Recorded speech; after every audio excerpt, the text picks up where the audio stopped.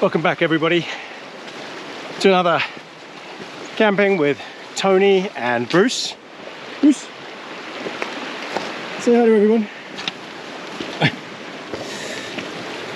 So it's been a few weeks since I was last out.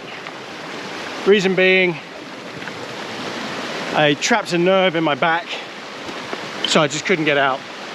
It was too painful, couldn't carry a pack, no way. And then while I was recovering, I hurt my leg a little bit. And then just as I was ready to go out, I got a migraine. Oh, it was one thing after another.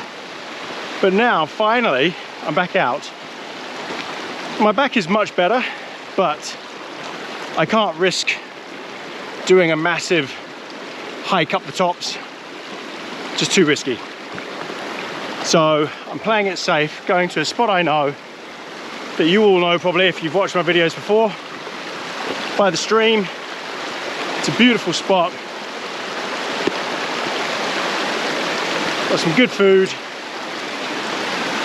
We've got some rain coming, not a lot, but it should be fun. Just crossing the stream now. Oh. And Bruce goes the hard way every time. Come on, Brucey. Come on. Come on. He's an expert. I swear he does it just for the challenge. He finds the hardest spot possible. I mean, look, you could have just crossed there. Oh no. It's got to go the hard way, haven't you, Brucey? Come on then. Let's go. I'll bring you back when we're almost at camp. Oh, I was sweating, so I had to take my raincoat off. Didn't take anywhere near as long as I thought it would. But we're here. Oh, aren't we, Brucey? So we're just in that patch in front of us, in the green, right by this stream.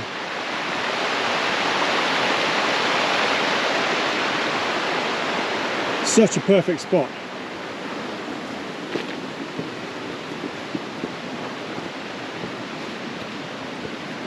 Yeah, I was sweating. The temperature is about 12 degrees centigrade, so it's not very cold. It's going to get a bit colder tonight, but we are in New Zealand. It is December, so we're pretty much in summer. But New Zealand is, turn you around. New Zealand is 4 seasons in one day. Okay, so the plan is I've got a new tent, a tunnel tent by Tatonka, and I think I've got a 3x3 meter tarp. The reason I say I think is I packed this pack 2 weeks ago and then got just about to go and I got injured. So I can't really remember what's in here.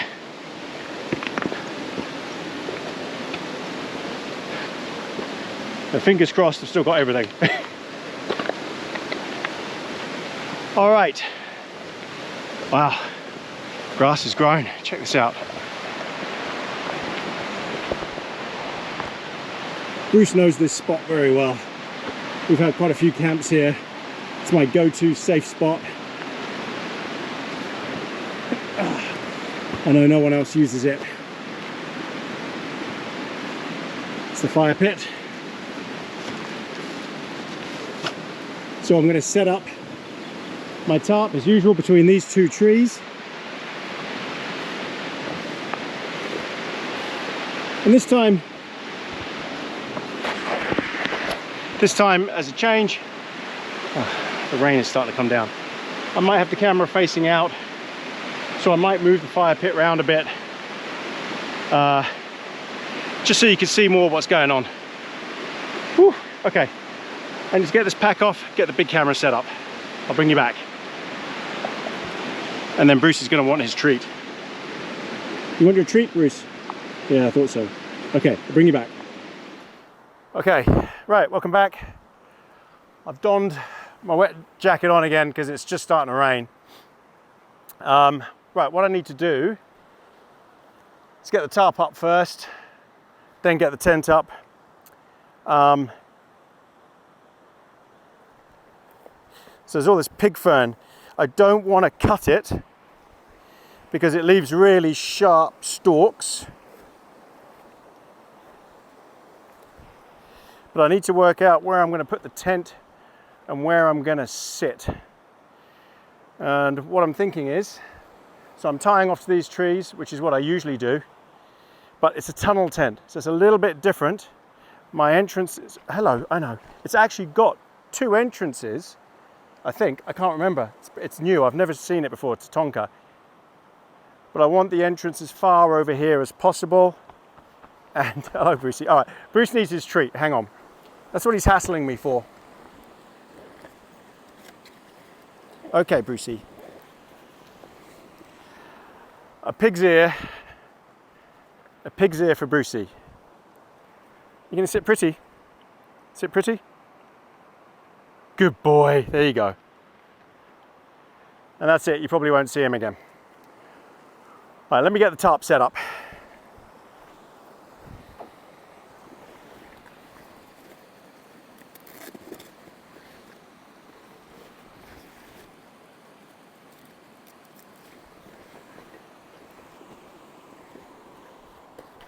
Okay, so from memory, this is a 3 by 3 meter tarp. I've got my cordage. So this isn't a massive tarp. Usually I go 4 by 3. But I was packed for a different trip. And I just couldn't be bothered to change anything. So I just need enough space to sit under so that the rain doesn't get to me, but that I can sit under my fire. Doesn't matter if the fire gets wet. This is going to be a pretty standard configuration. Okay.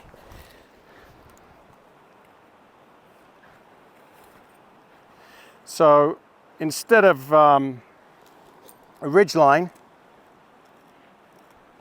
which I don't need to do, as usual, I've got my carabiners here on my cordage, which is 3mm cordage, and I've got clips on there. I don't know if they show yet.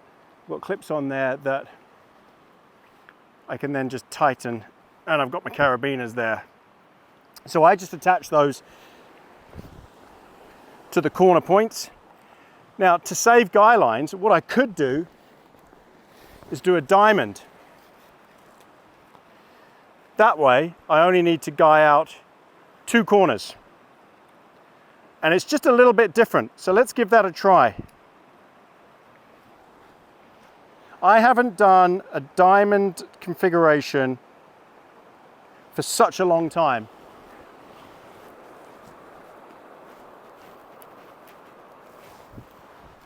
And I am kind of interested to see if it's better or not. Oh man, I think it's going to chuck down soon. My only concern is this tarp isn't really designed to do this, but we'll give it a go.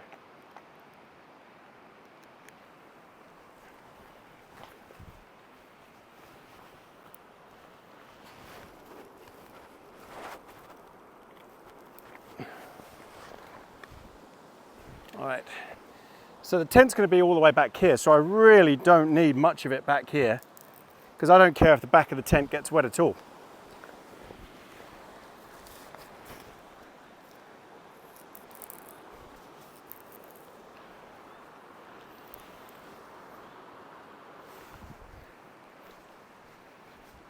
So I'm definitely going to have to move the fire if I do it like this, because right now I'd have the fire too close. Okay, let me take this right up to the tree. See how it looks.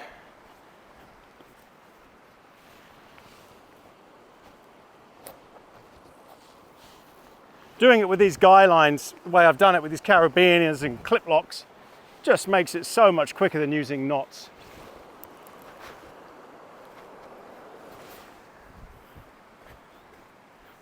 I just don't think I could go back to knots again. Oh yeah, that looks good. Okay, let's do it tight. Oh yeah, that looks really good. Don't know if you can hear the rain, or I don't even know if you can see the rain. Okay, and then what I'll do is I'll just move the fire pit. And I might put the fire pit over in that corner there. But I do like this. All right, so I just need guy line and pegs out to each corner.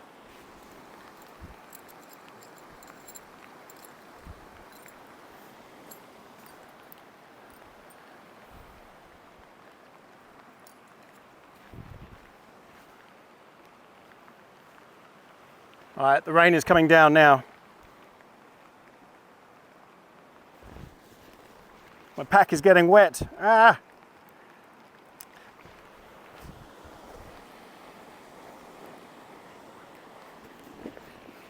The top is waterproof. Okay.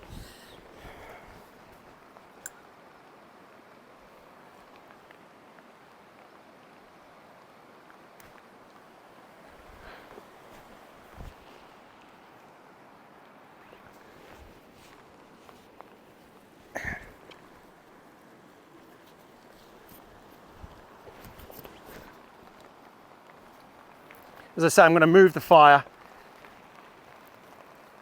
because I just don't like where it is anyway. All right, that's one. Tell you what, that's not bad.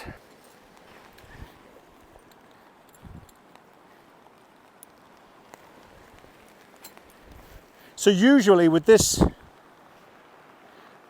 setting up here, usually I have to, by using the ridgeline version straight, I would have to guy out 4 guy lines. It's a bit of a hassle. This way is only 2, if it works, of course.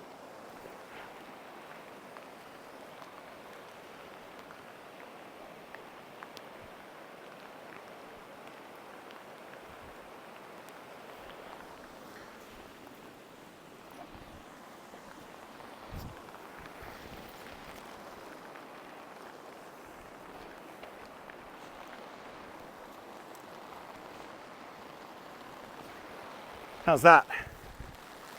Oh yeah, I like it. I can have the fire. There's a bunch of rocks here where I can put the fire. Got loads of space.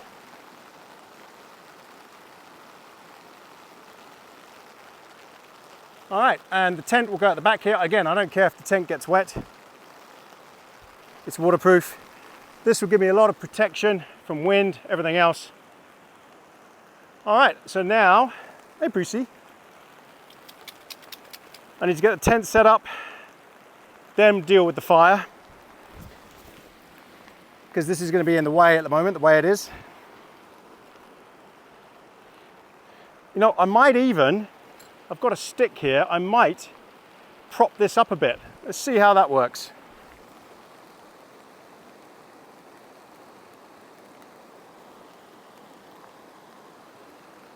Yeah, why don't I do that?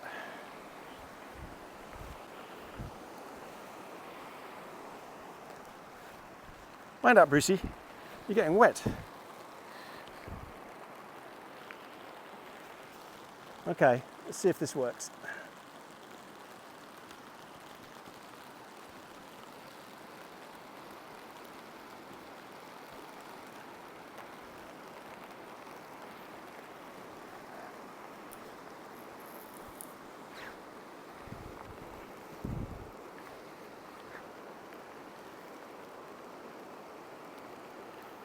So as long as it's just a bit lower than the ridge, it should be fine.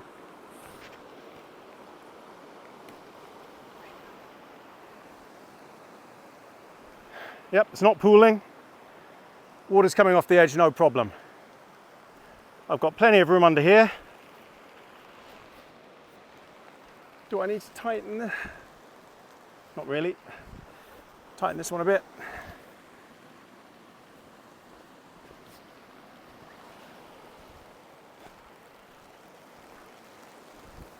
Yeah, we're laughing.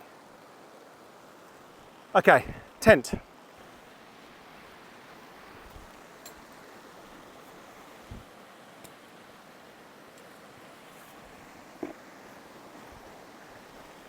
So yeah, for the tent, I've got a Tatonka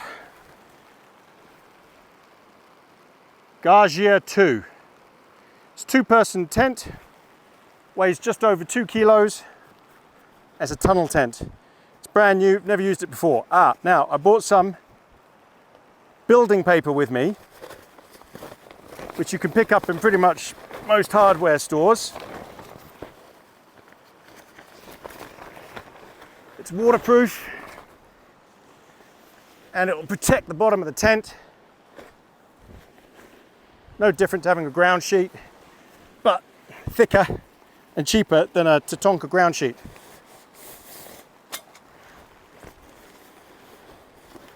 Bruce, get out of there. Bruce, out. What a nightmare. Okay, so the tent is attached already to the inner, so I don't have to worry about that. I'm assuming, where's the back of the tent? Here. Yeah. So the inner's not going to get wet. Mind that, Brucey, because the outer's already attached and covering the rain fly perfectly.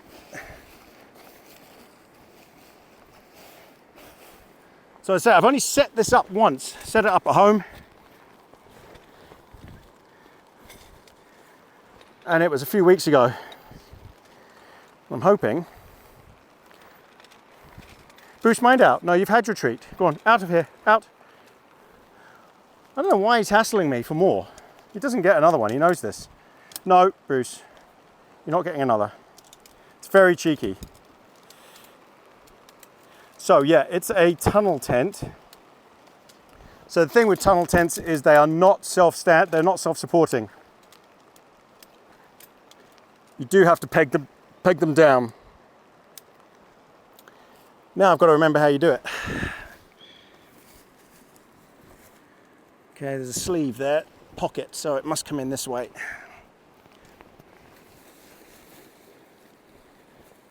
Yep.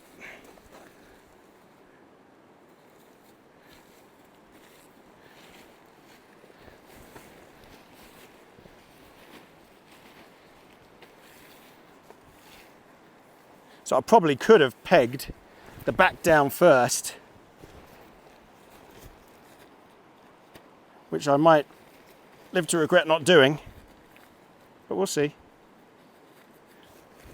The material, the quality of this, I tell you, this Tatonka is pretty damn good. It's not Hilberg, but it's also not Hilberg price.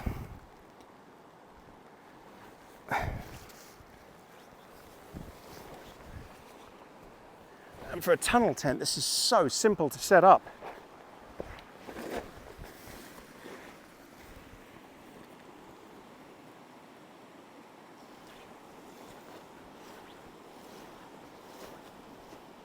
I should have timed it.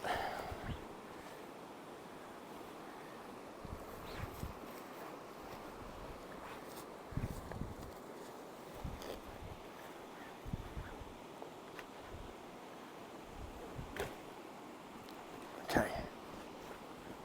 Awesome. All right.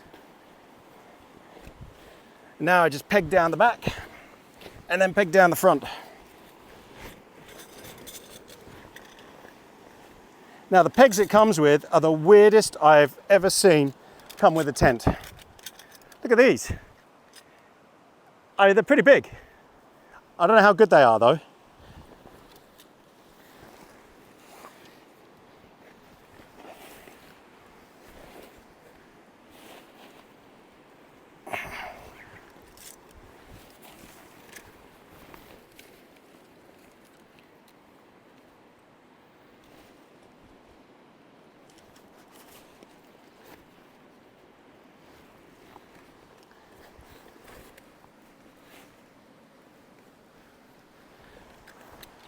I know it's riveting stuff watching someone putting a tent up. But it's got to be done.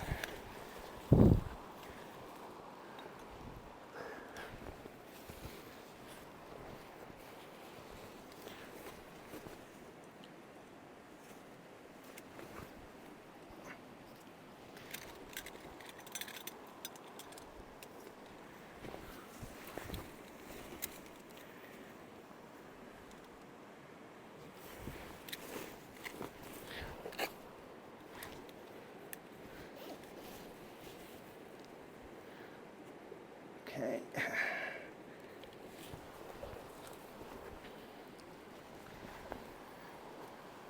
Wow, it's long, she said. Actually, I've got more room to move it back a bit, so that's what I'll do.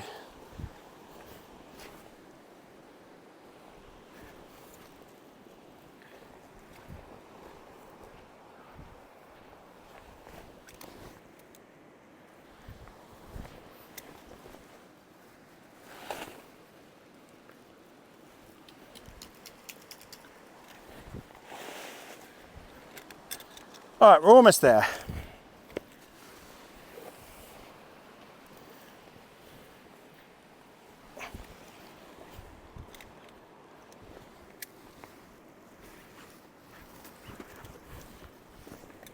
As it turns out, I have to move the fire anyway because I'm too close to it. All right. It's not bad. Looks tight enough. And it does come with a whole load of guy lines, and it comes with this mesh net thing to hold the guy lines in place so you don't have to use them. I'm not going to use the guy lines. It's not windy enough to justify it, and it won't be.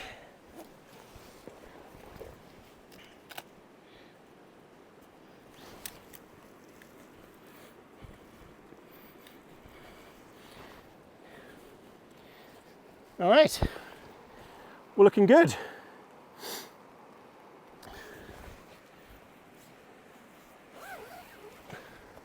Check it out, home.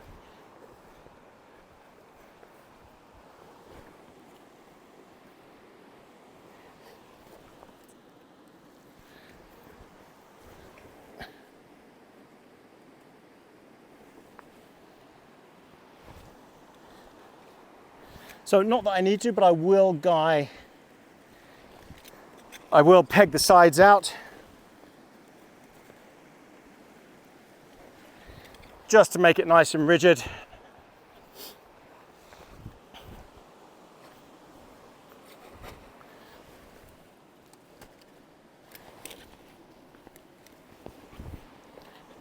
Actually, I'm liking these pegs.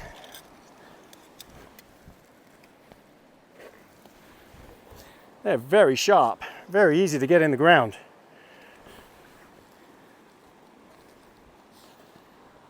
All right, so the guy lines tuck into these little pockets. I'll show you these later. Now, I've got one guy line on the back that what I might do is use one of my own lines just to hook it up to this tree. So you see all these guys? Once they're in knots, you stick them in these mesh pockets that are on the side.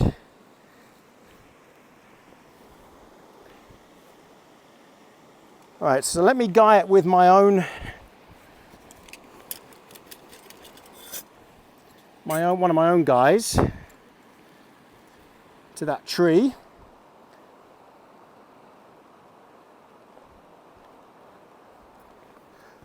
Now, if we were in danger of getting lightning, I wouldn't do this. But we never get lightning here.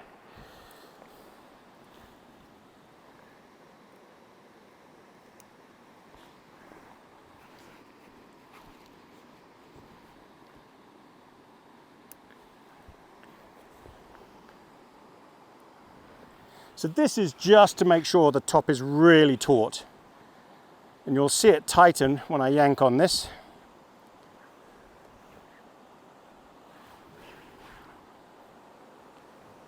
Oh yeah, look at that. That is awesome.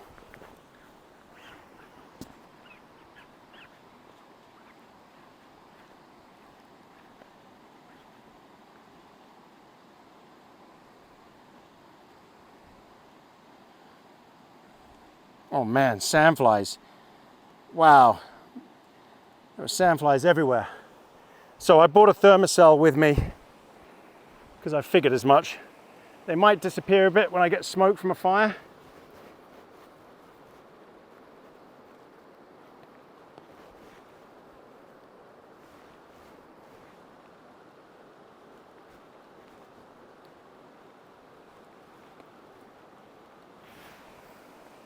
I am happy with that. I've got loads of room. I'll put the fire where Bruce is sitting right now. Yeah, we're good. All right. I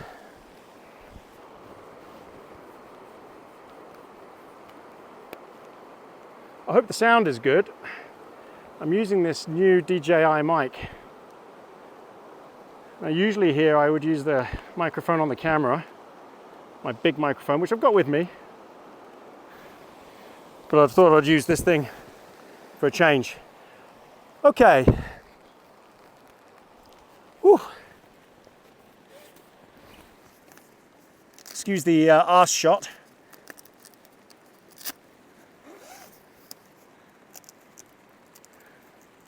Oh, Velcro.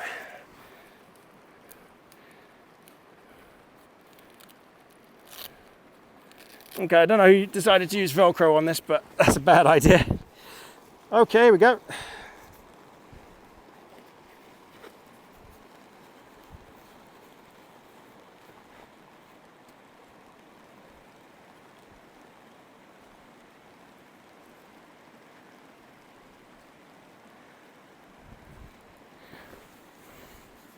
Great quality.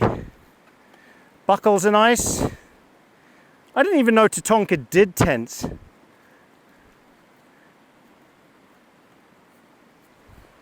I'm not even sure if you can get Tatonka in the States. It is European. Is it Swedish or something? I can't remember where it's from. But I've got a Tatonka backpack, which is incredible quality. I'm using a Berghaus on this trip, military pack. Look at that. Loads of room inside. Ground sheet protecting the floor. Okay, I don't want to open that up because sandflies are going to go in there. Right, you know what I need to do is get my chair out. Protect my back. So let me show you what I've got in my massive pack here. In fact, let me zoom you in a bit so you can see. Stay.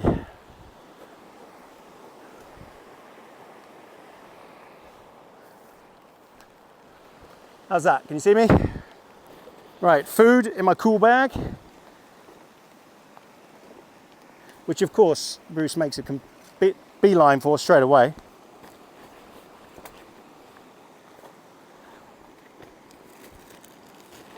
More stuff for food, water bag, and my Nalgene. We'll go and get some water soon. Mind out, Brucey. Where's my chair? Cook set, my Trangia. Oh, I'm getting hot now.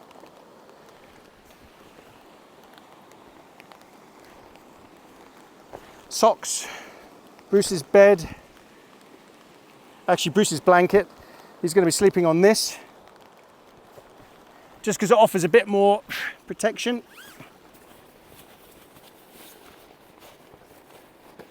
Also, I can use this closed cell foam for Brucey outside.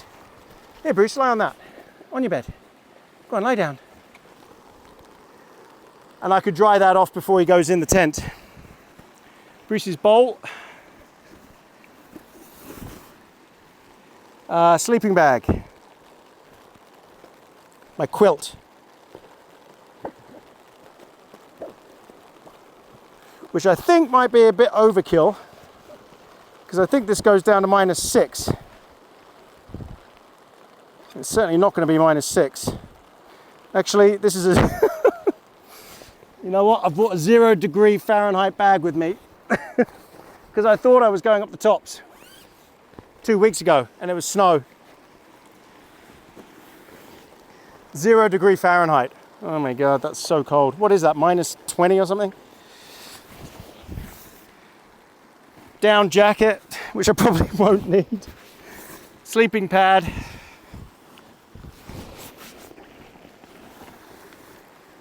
Pillow and my chair. Anything else in here? No, that's it. And I've got stuff in my side pockets. So I bought my mini chair, not my big chair again, because I thought I was going up the tops. So I went with the lightweight option. Which means I'm going to be sitting on the ground.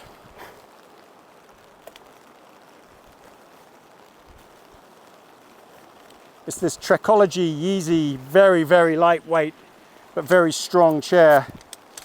It is brilliant. Look, it is very good. It's a very good chair, but I'm going to look like a complete arse sitting on this thing. Because you are on the floor, basically. Getting up and out of it is a nightmare.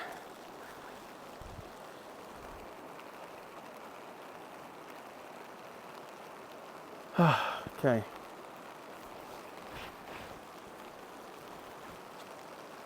Let's set this up.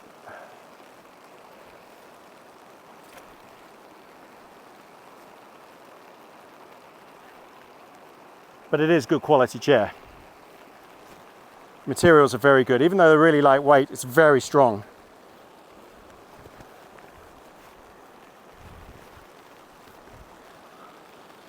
Wow, it's really pouring down.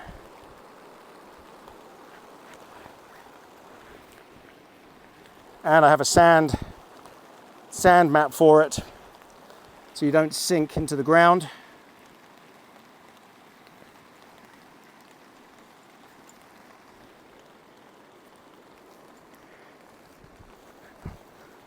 Come on, you can do it. There you go. Which is crucial. There we go. And now you're going to see what I mean when I say it's low to the ground. I'm on the floor. It is comfortable, I tell you that though. Wow, this is working out brilliantly. All the rain is pouring, so none of it is coming off the edges. It's all going off that very front. That's great.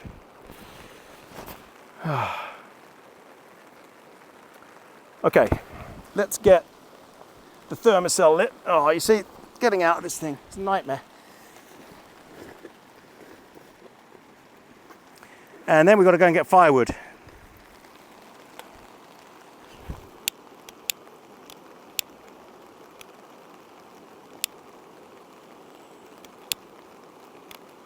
Okay, that's lit. We're definitely going to need that. All right, let me put all my bedding away. Spare clothes and stuff. I won't need my down jacket. Might need it in the morning.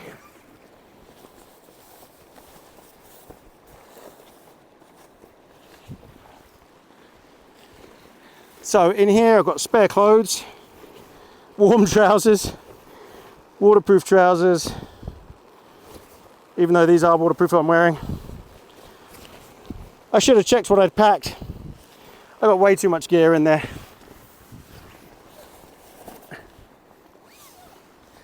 I just didn't think about it.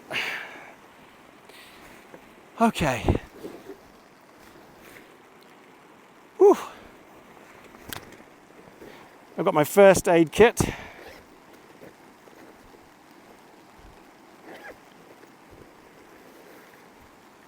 My ouch pouch. Oh, and I've got some DEET just in case the thermocell wears off.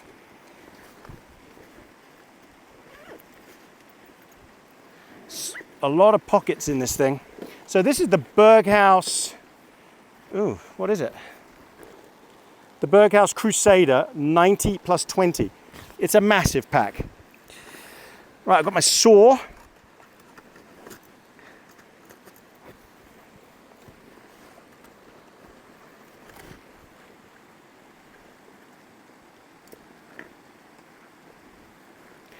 which I'm going to need.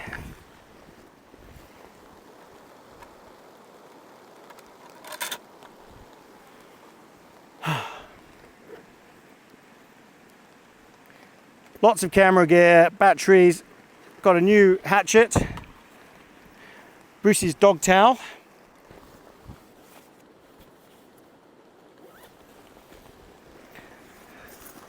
lanterns,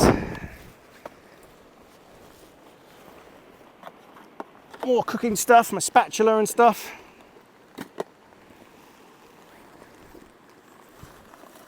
Toilet paper, very important. Don't go home without it. Don't leave home without it. Got my knife, cup, fuel for the Trangia. And then the other side is dog food and other bits and bobs. Got a new knife. This is a Cold Steel SR1. First time I've really bothered using a folding knife, but this thing is a weapon. Amazing piece of kit. Quality is incredible. And I wanted folding just so I could stick it in my pocket.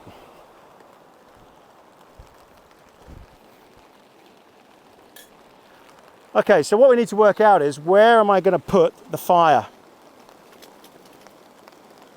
There are already a bed of rocks right here. So I figure if I put it right here, I don't have to worry about the top. There's nothing overhanging above, so it should all be good here.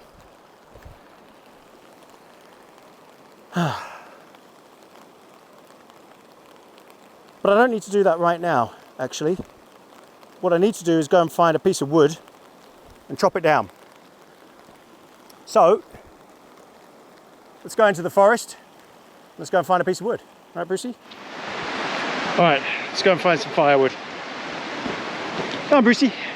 Look at my camp. Pretty awesome, huh? And the weird thing is, there's loads of beech trees, loads of leaves falling like it's autumn. I don't know what's going on there. Unless they're dying off, which would be a shame. There's some nice kindling around here. Okay, I need to find a dead standing tree. Nothing too big, because I'm not going to light the fire until much later. Isn't that right, Brucey? Ah, I can see one on the other side of the river that is completely browned. That might do. It's not very big, easy to handle. Just that one there with the really brown leaves, that's dead. That is.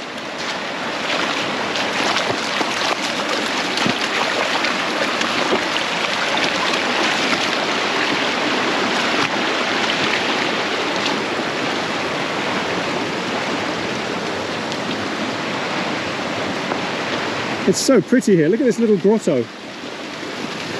Look how clear the water is. Well, it was clear until Bruce stood in it. Isn't that lovely? Little waterfall. It's such an idyllic spot. Alright, so this tree here is dead. See the brown leaves all over it? So something's going on here that we've got all this dieback. I'm not sure what's going on. You see, just like this one, it must have been from the big storm. That's dead. And that's dead as well. Okay, what I'm going to do is process some of this dead stuff. See and have a look around, see if there's any more as well. Get it back to camp. And then I'll bring you back after I've chopped it up.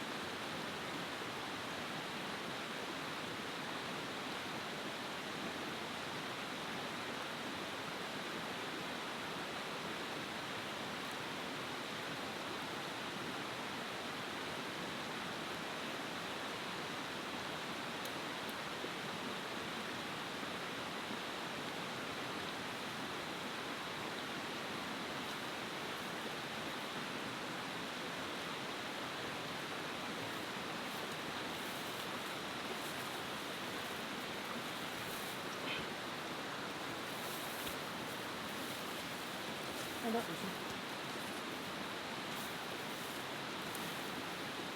Ooh.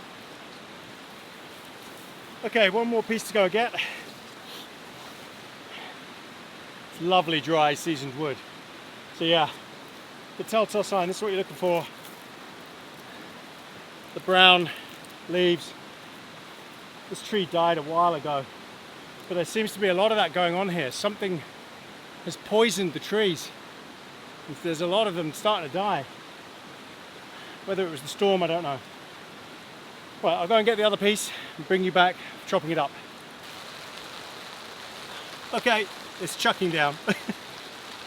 I want to be a bit dry when I do this, so I'm going to use Bruce's bed here.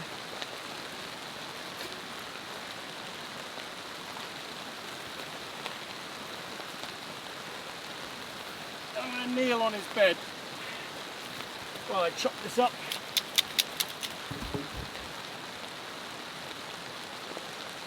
Hang on, Brucey, let me use this. It's okay. Right.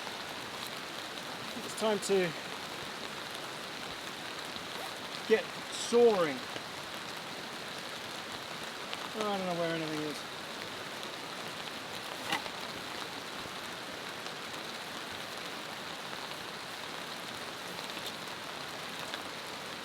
I raised the tarp a little bit, just so that I can stand without having to stoop down. Okay, mind up, Brucey.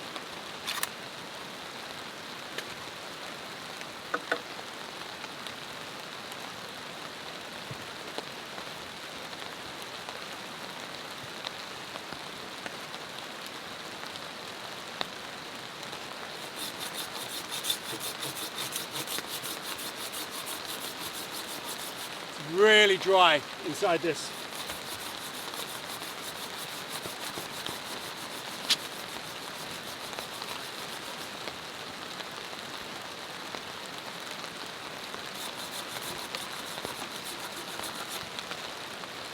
Yeah. Nice and dry. Lovely. This should burn really well. Wow. There's chucking down. Okay, I'm going to get on with this. I'll bring you back when it's done. Mind that, please. Okay. Sawn up the logs. I just need to move the fire pit over there.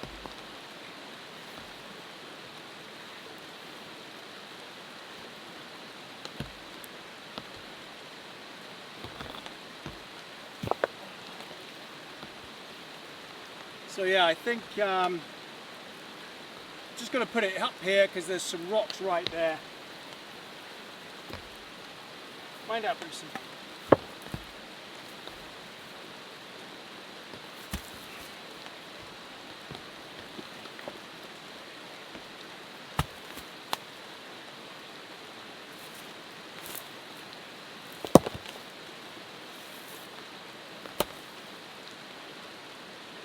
Okay, so I just need to turn this into a wall with a high back so that the smoke doesn't come this way.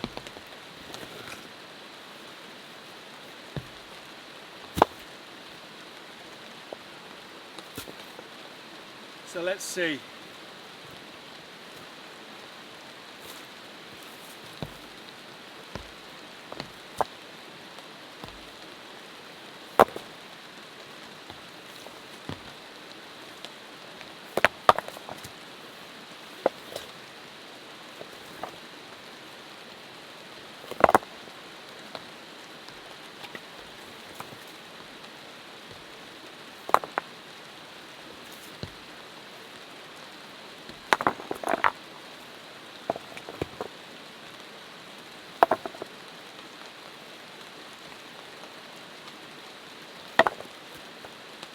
Okay, it's going to take me a while. I'll bring you back when I've built it up.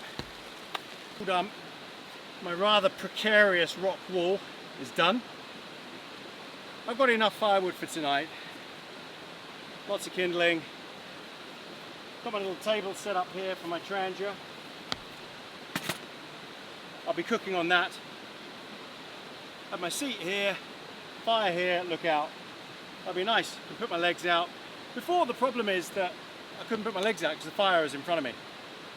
Didn't really think about it. Right, let's get some water.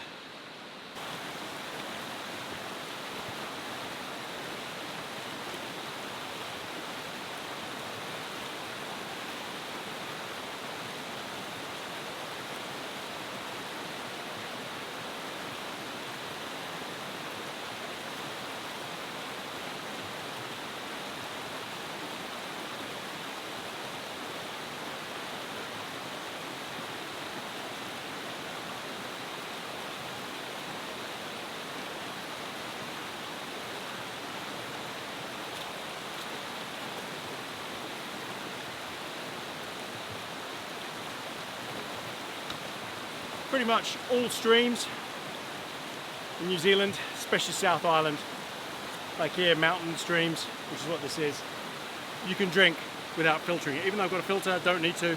So I've got my 4-litre bag here, which is what, Hydro Pack or something, and an Nalgene. Perfect. Okay. Oh, I'm down. Come on, Brucey. Oh.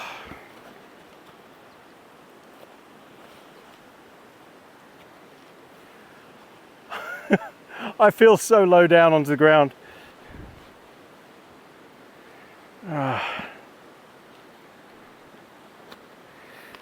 Good boy. Okay, go and lie down. Go on your bed. No?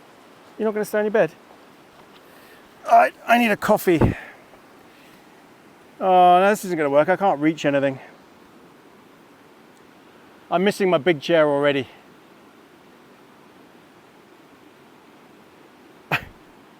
And the ground is wonky. I need to be up here. Which means I'm going to have to move Bruce out of the way a bit. Come on then, on your bed. Good boy. There, that works. I mean, this chair is comfy. It's got, that's not the problem. It's just very low down, but it's very lightweight, and that's what it's designed for. So, coffee time.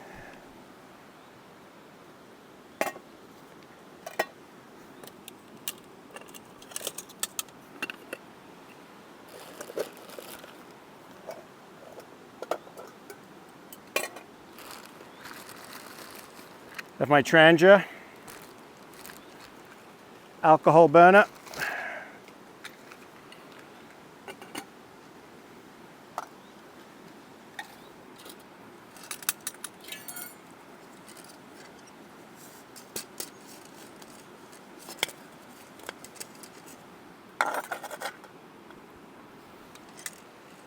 The thermocell is working really well. If you've not tried one of these, if you've got mosquitoes, that sort of stuff, thermocell is really great.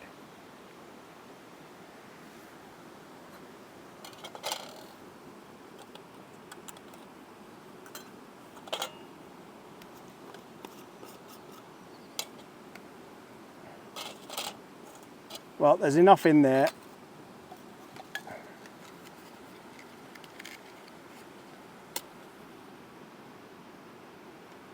For my coffee.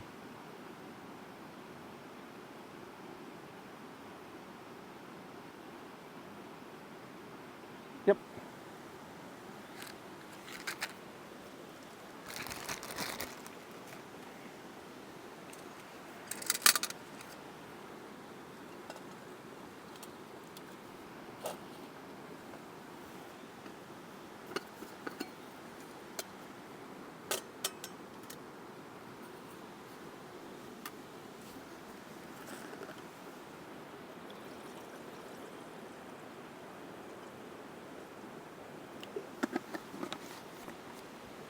Ooh.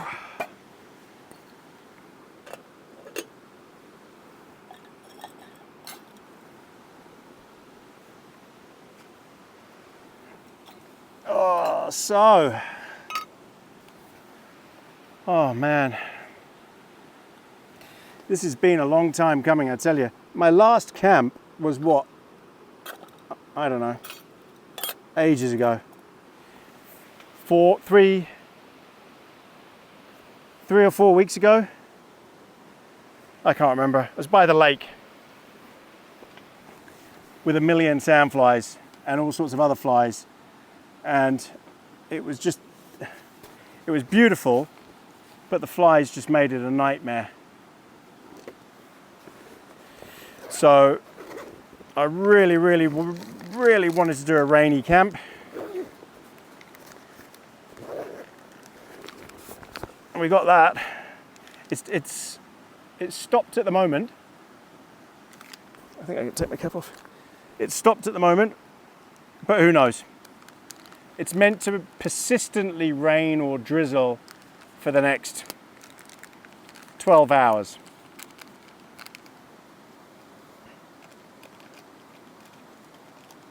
So that'll be great if it does. Absolutely love this spot. Now I know I've been here loads of times and I might get the usual rude comment, which actually seems to only come from India. I don't know what that's about location. Show us new locations. This is boring. But it's camping. And every video I do, there's another few 100,000 people who haven't seen them before. So, and it's not boring for me, and it is my channel. But mainly, you know, it's difficult to keep finding new places. I've got to scour, I've got to scout out. I've done quite a few new spots recently. I haven't been to this spot for a few months. But as I said, I know this spot, I'm familiar with it. I've hurt my back. It's okay now, I think. But it could go again if I overdo it, if I go to the tops. I just knew that this would be easier. So you see the sandflies are out. I need to put a little bit of DEET on, just a little bit. Not much, because this stuff is nasty.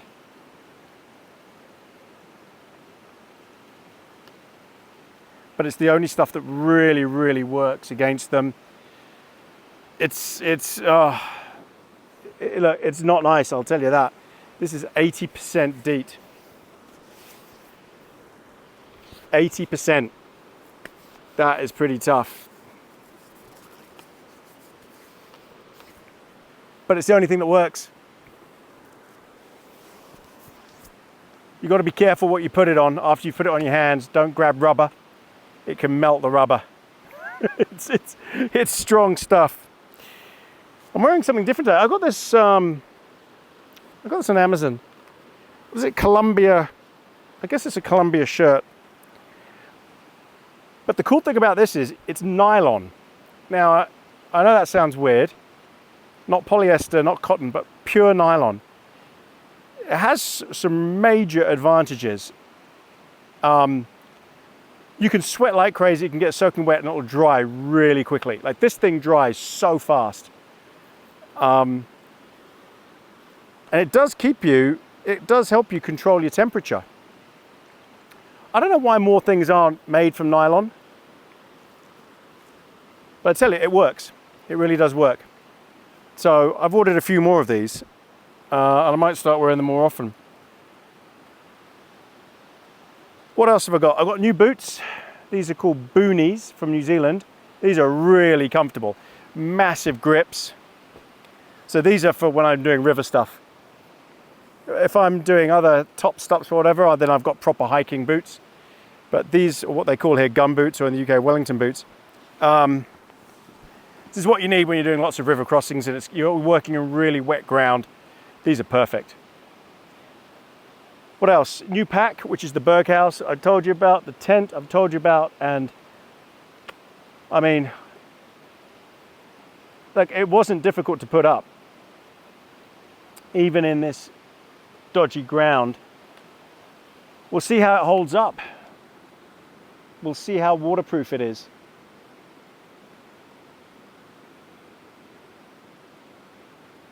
It's got a lot of space inside. I think it's 2.35 meters long. Tunnel tents. I'm not a huge fan of tunnel tents, I'll be honest. I prefer self-supporting tents. But let's give it a go. I've got a feeling I could be quite comfortable in that. I've got the tarp just covering it. Just the entrance to it, that's it. So I can sleep tonight with the door fully open, so it vents really well. You can see it's wet on this side, just where I haven't covered it, but the top is dry. That's all that's needed. The tarp, 3x3 meter. What else have we got? Brucey's bed, got my rain gear, got these Hunter's Element pants. I can't remember what these are called. Downpour Elite. These are actually waterproof. Very comfy. Not overly warm, but it's not that cold. Hey, Brucey. What time is it? Oh, it's Bruce. No, there's flame there. Come around on your bed. So it's almost his dinner time. So that's what he's sort of hinting at. But he's got to wait a bit. And here comes the rain. I think it's going to chuck down. Looks like it's about to chuck down. Okay, I'll bring you back when my water's boiling. Okay, welcome back everybody. Kettle is boiling.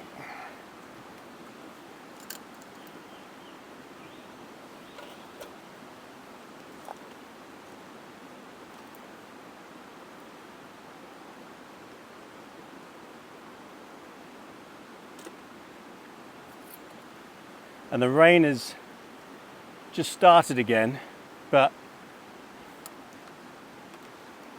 nothing big yet. So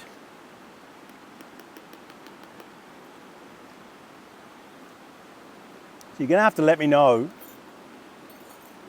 a few things. I've got the new microphones running. So I've got one running on here, one running on the camera to hopefully pick up the sound of it raining on the umbrella above the camera. No, Bruce, no, on your bed. It's too early. It's not there yet. Come on your bed. No, you can go and play. Go and play. Also, I've got a new camera. So for a long time, I was using, I can't remember what it was, some small thing. Then I upgraded to the Sony A7S III. This is, I don't know what this is, A7R5. It's brand new. It's only just come out. The problem I was having with the other camera is it was losing focus a lot. I don't do manual focus. I don't do manual focus. I do autofocus because I move around a lot. I talk, and it's obvious it's meant to be focusing on me and stuff like that. People who don't talk and don't have those issues of moving around a lot don't have to worry about that. Excuse me. So I'm hoping that the autofocus on this camera is much, much better and that it's concentrating on me. I can't tell from here if it is. I hope it is. It's meant to be pretty clever on its tracking. I was trying to think what else has happened or is going on with this camp. Got quite a few things to talk about at cigar time. I've got a great dinner lined up. Simple food. You'll all guess what it is, but it's my favorite. Got a nice whiskey to have afterwards. And then a cigar. And lots to talk about at cigar time. It'll be quite interesting. All right, everyone. I'm going to sit back, enjoy my coffee, watch this rain that has now just started getting heavier. And I might just leave you with some of the sounds of the rain and the sights of the rain. And then after that, I'll bring you back for dinner.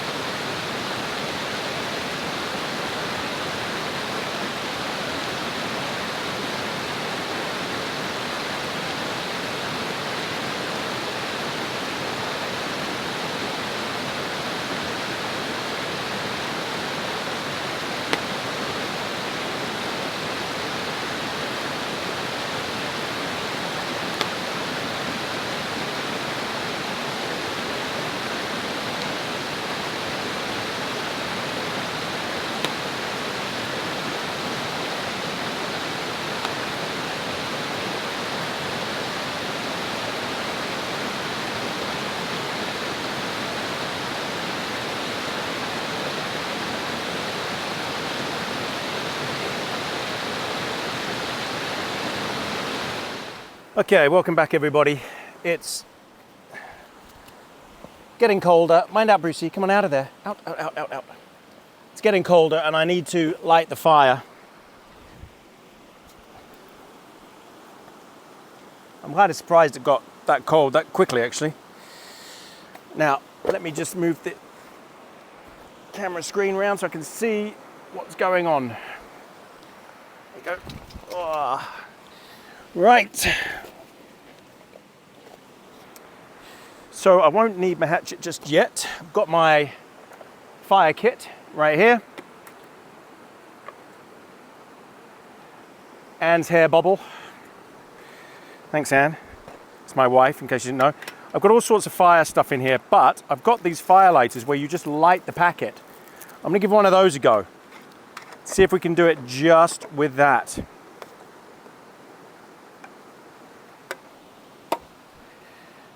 Now, matches.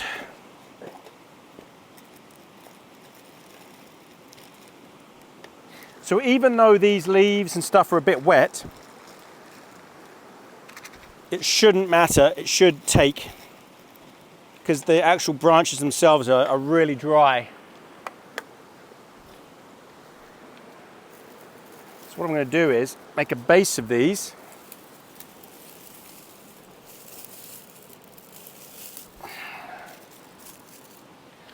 Like that.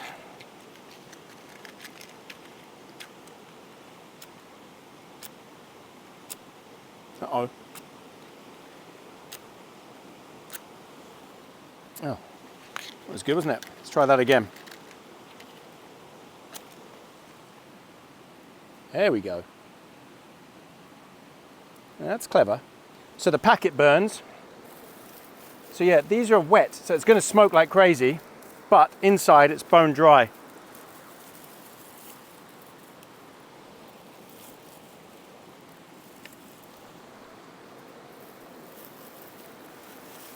Sorry, Brucey.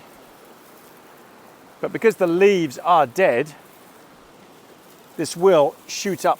The flames should go nuts. Let's see what happens. I can't tell if that's a light or not.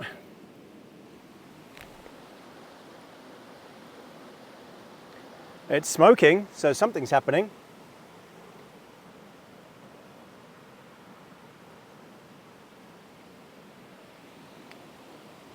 Again, I don't usually use these firelighters.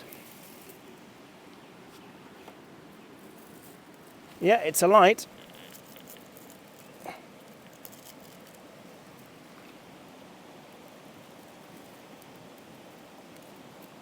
Okay. It's got air.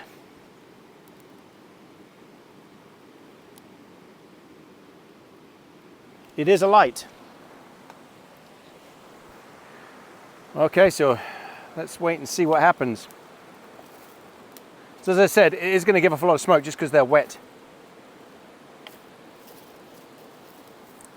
But I've got so much kindling if I wanted to, so many sticks. I've got loads more sticks over there as well. Got all this stuff. The bigger stuff I will split with the hatchet.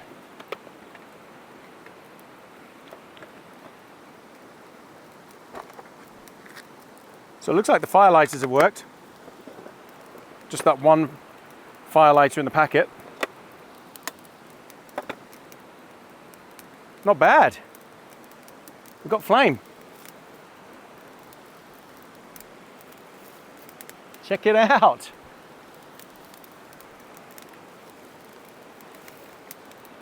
Now, fire in the wild, especially when it's been raining, is very unpredictable. It's one thing to get it lit, it's another thing to keep it lit. I've had so many fires go out on me before. Just because the wood isn't quite dry enough. But this looks pretty good. Told you, these sticks were really dry inside.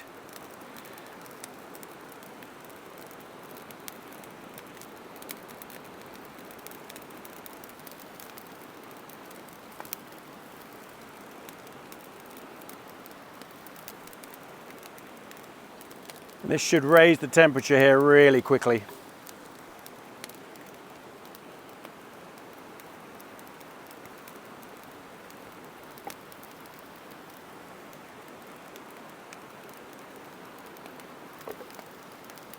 All right. All I've got to make sure I do is not melt Bruce's bed.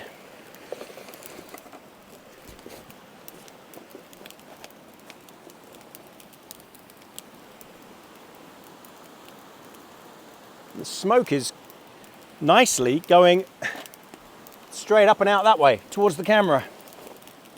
Hopefully you're not getting too smoked out. So brand new hatchet from Helkowerk, Germany. Nice and lightweight, but very sharp. Let's see how it does. Wow, that's good. Whew. God, that is so sharp.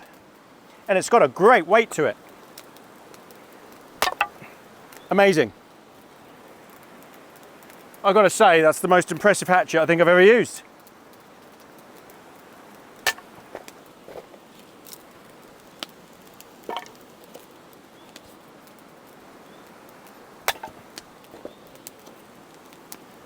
So this wood is, I mean, obviously it's been standing there in the rain. I know people say, oh, why don't you put the wood out in front of the fire to help dry it, but it really doesn't make much difference. You'd need hours and hours for it to dry out. So this is going to be where the danger is of it going out. Just because the inside of the wood is still a bit damp. That one's not, that one's absolutely solidly dry. Wow, I'm so glad I bought this hatchet. Yeah, Helkowerk. Helkowerk. Look at that. Stunning. Great quality.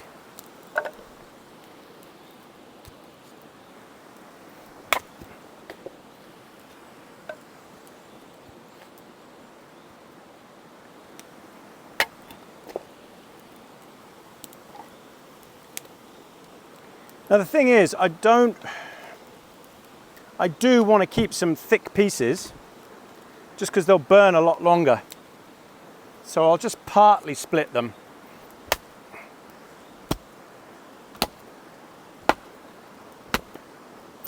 Okay, now this piece has got a massive split right there.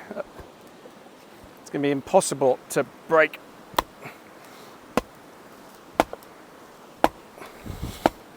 Yeah, that's not going to go. So these big ones I wanted to put on at the end, but I might just split them.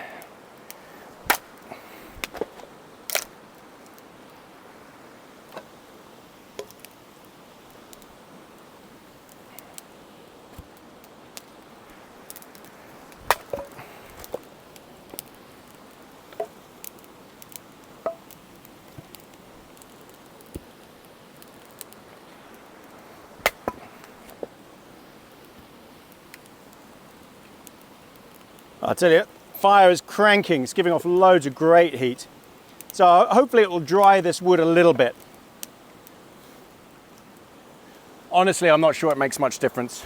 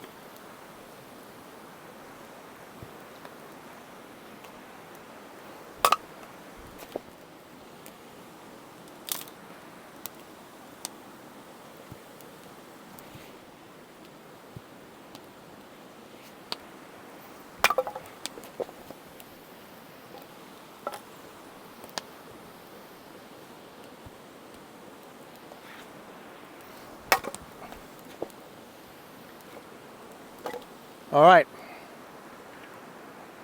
Don't really think I can split that one. Okay. Ooh, smoke. Now it's just a waiting game. See if I can keep this thing alive. It's gone right down, but there's a bed of coals right at the bottom. So, that might work. I'm going to move these because I don't think that's going to make any difference.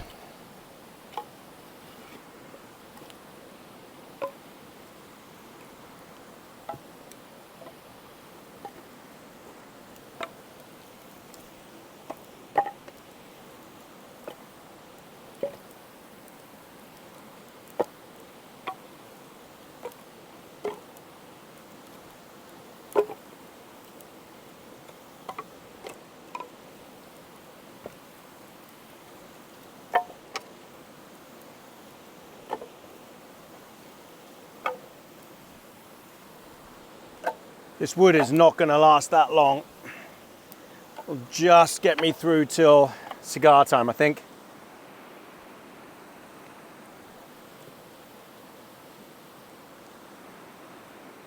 All right, but it's warmer, much warmer already. As I say, if I wanted to build up a load of coals, I could just keep putting more smaller sticks on.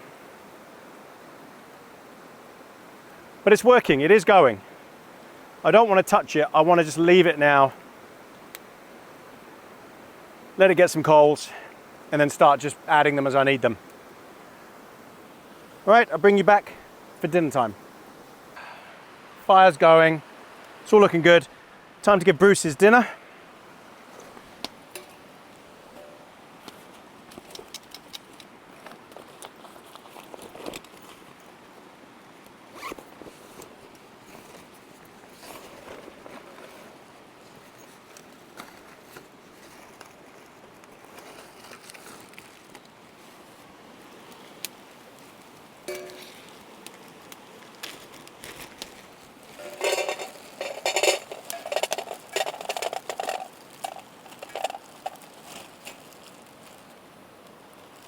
Bruce, can you not dribble on my seat, please? Thank you.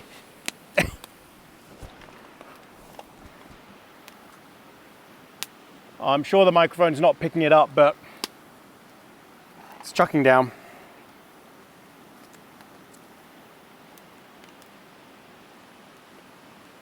As long as I don't get any pooling, that's all I'm concerned about.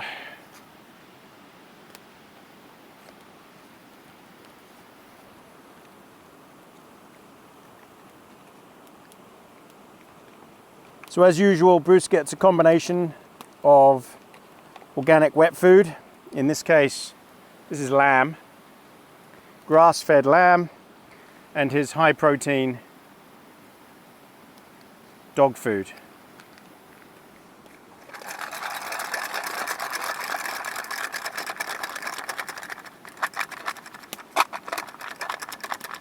Yum.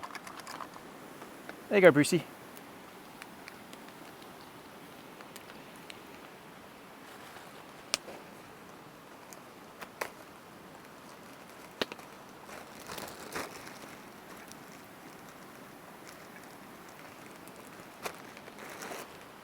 Right, so I'll wait for Bruce to have his, and then I'll put my dinner on. By then, hopefully this fire will just be red hot, cranking out tons of heat. The rain isn't settling on it, so that's good. We are getting a little bit of pooling. I'll have to keep an eye on that. I think what's happened is I lifted the tarp up a bit more for filming, just so I could get the camera in and out. And it's too steep an angle. I might have to raise it at that end.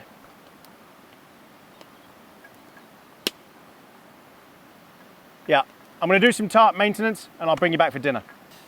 Welcome back, everybody. Time for dinner. Now, let me just double check. Now that I've come and sat down, that you can actually see me. Okay. Right. It is toasty in front of the fire. Now I keep putting Bruce's bed out, but he's showing no interest in using it whatsoever. So I can't be bothered to put his bed there anymore. I'm going to use it for my own purposes. Okay. So first thing I'm going to do is top up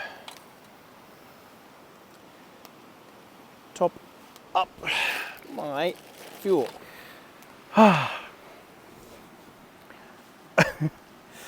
Oh, come on, get it together. Right, so let's get some fuel in here.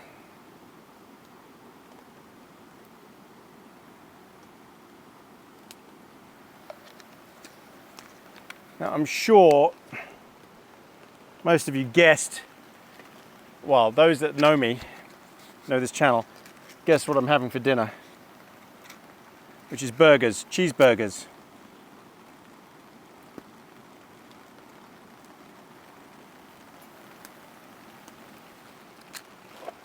The rain has been on and off, but quite steady. It's just picked up again now. I don't know if you can hear it. Running two microphones wasn't working, so I've just got the one microphone running. But maybe you can see it falling in front of the camera, but it is coming down. I don't really have to worry about, the wood here is undercover, so I don't have to worry about that.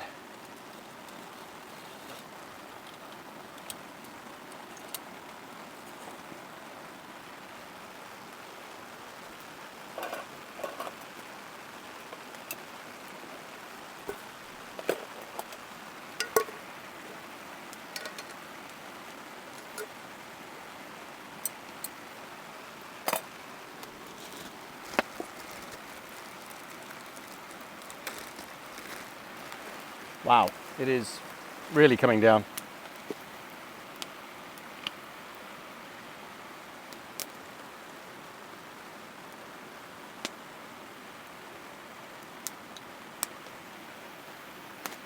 Bit of olive oil.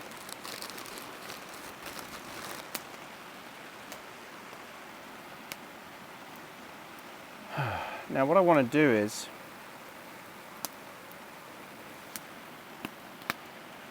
I need to just wedge this up slightly.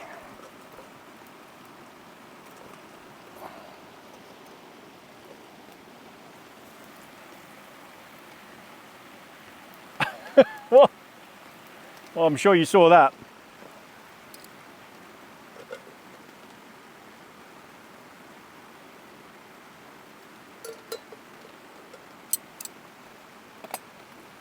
Okay, we need to let that get hot.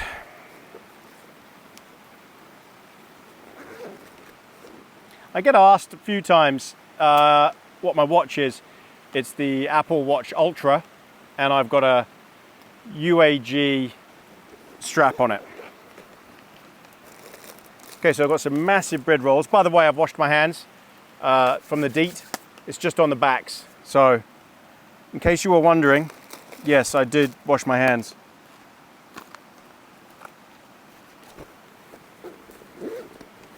You don't want to handle food and be having DEET on your hands.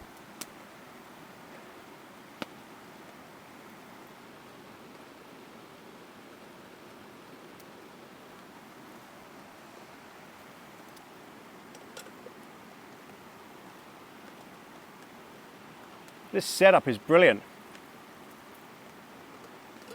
I mean, okay, I've accidentally had it so that set it up so that all the all the rain is coming straight in front of the camera. I don't know if you can see that. But anyway, now you can see how much it's raining. It is chucking down. I mustn't let the fire go out. I must keep it cranking. It's imperative.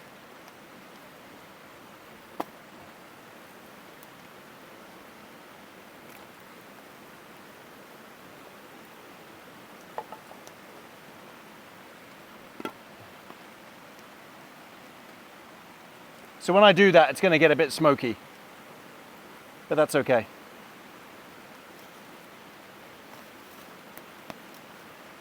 There is a really good bed of hot coals at the bottom of this. So I'm not worried that much. I just want heat, that's all. I just want to make sure I've got loads of heat.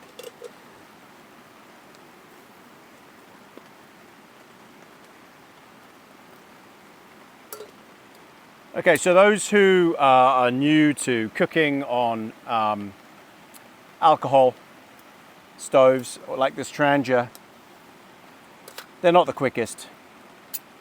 Butane is quick, or white spirit rocket burners are much quicker.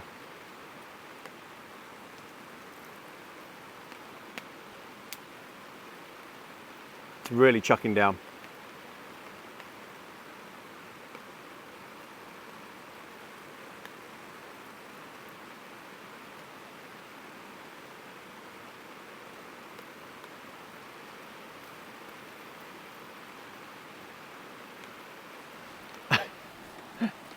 Excellent. All right, let's get these burgers on.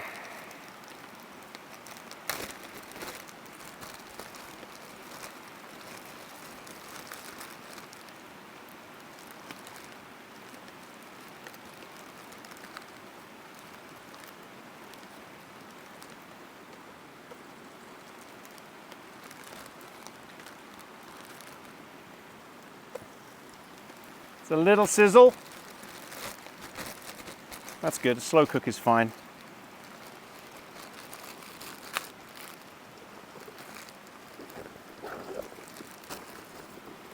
So you know what I wanted to mention about Bruno, because I'm sure some of you are wondering what's going on.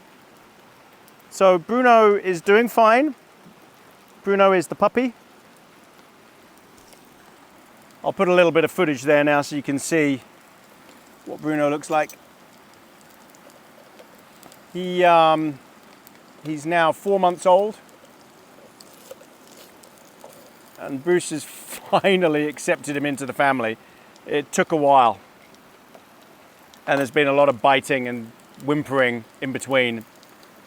Bruce was very defensive of the home, Anne and myself and Brandon, but all is good now.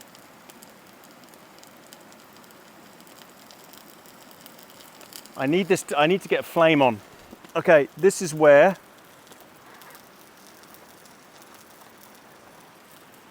you use your pad inflator. I use this flex tail gear thing, but this thing works brilliantly. Watch this.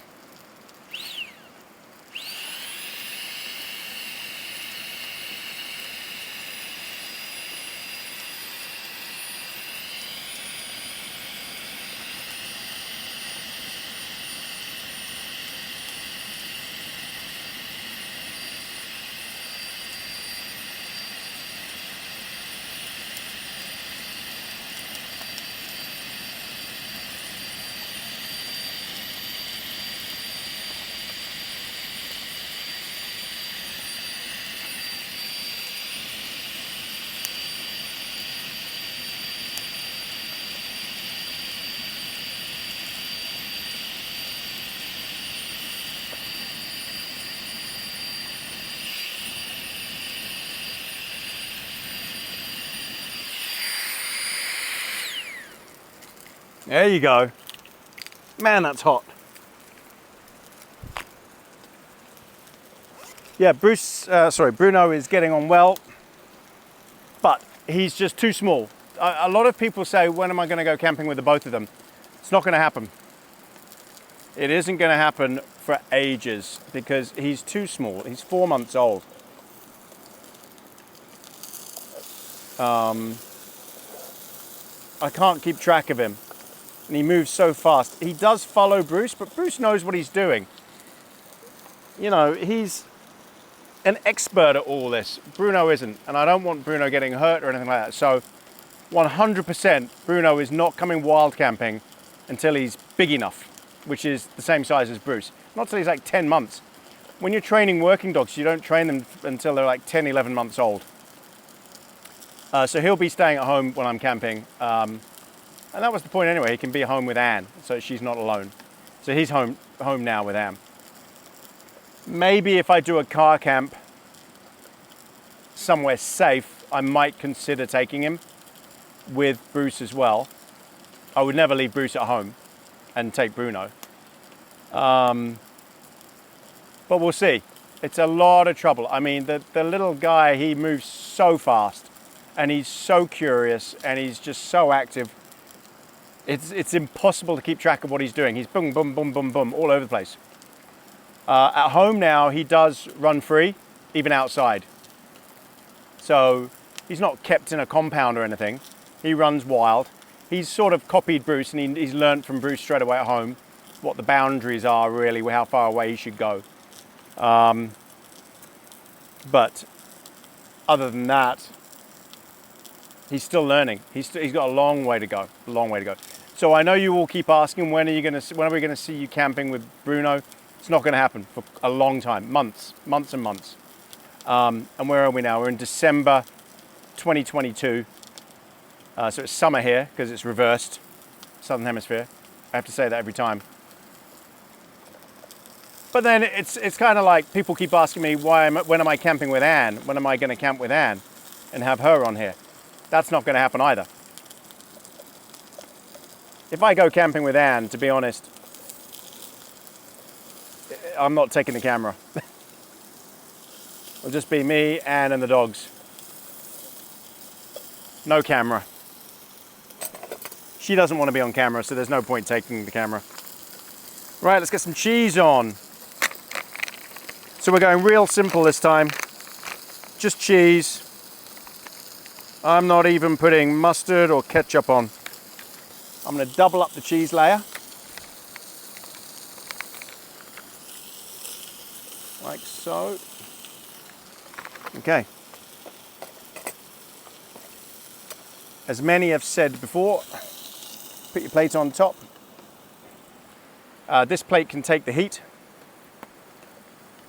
Well, to a degree. I wouldn't leave it on there for too long. Let's see. Does it say what temperature it can take? It can take 105 degrees.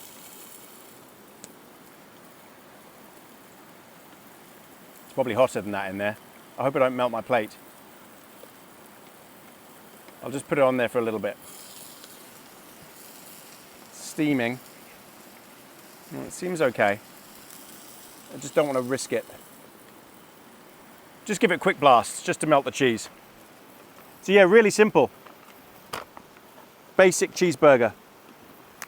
Not going to ruin it with a bunch of ketchup even this time. I do love my ketchup and my mustard. I really do. But this time I just thought, no. Good quality buns.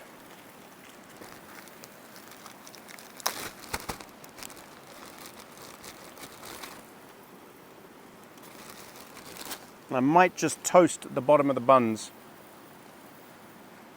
These are massive, those. There's not a lot of room actually to do this. Let's put that there.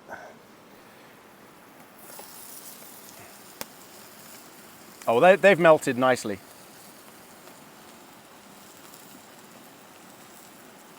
I don't know. Can I be bothered to toast the buns? I know it's usually better with them, but it's a lot of faff. I don't think I could be bothered.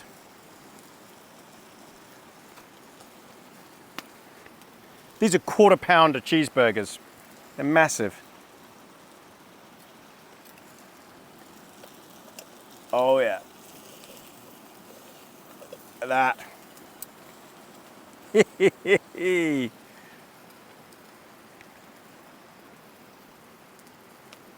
Okay, what I'll do is take this one off the flame. There we go.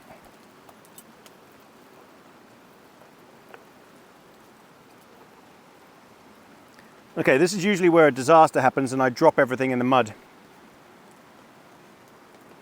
I've got a horrible feeling this is about to happen. Why didn't I bring my table?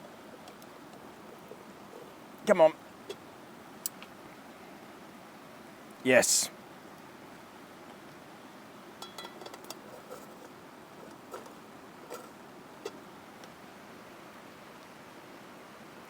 Oh yeah.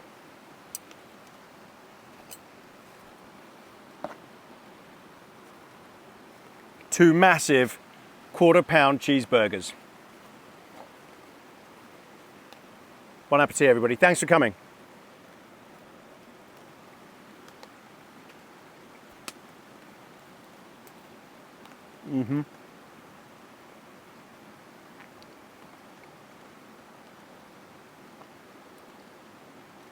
I wish I had a beer to go with them.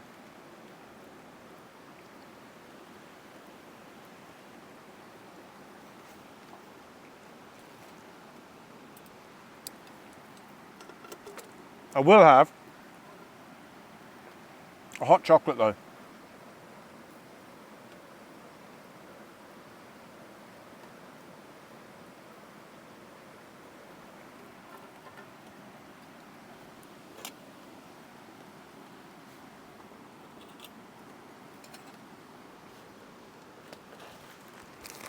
No, Bruce, no, you've had your dinner. Go on, go and lie down.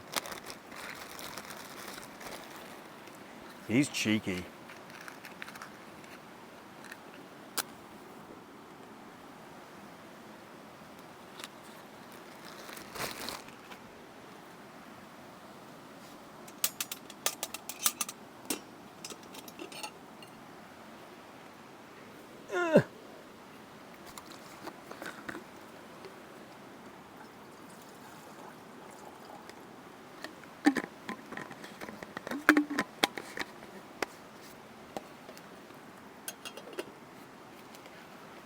Ah. It's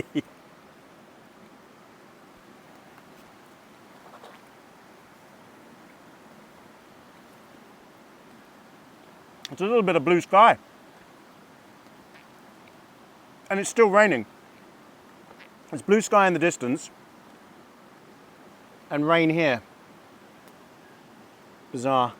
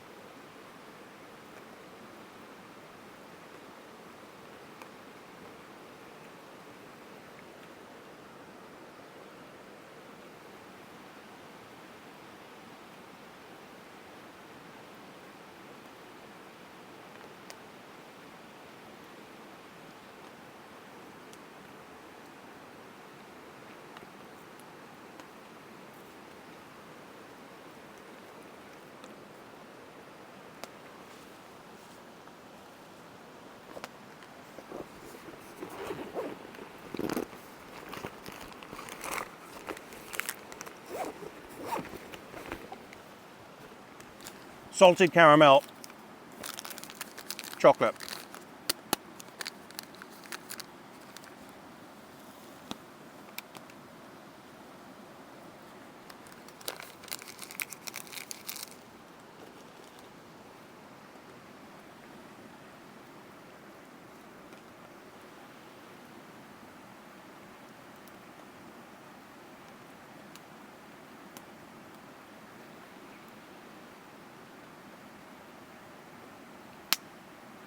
This fire is giving off a ton of heat.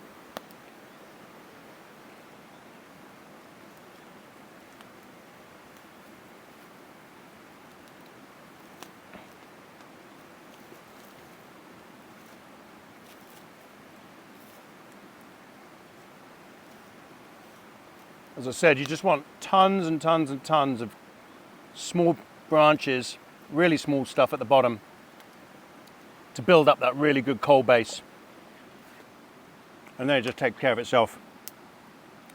Right, I'm gonna have my second burger, enjoy my hot chocolate, and I'll bring you back for cigar time.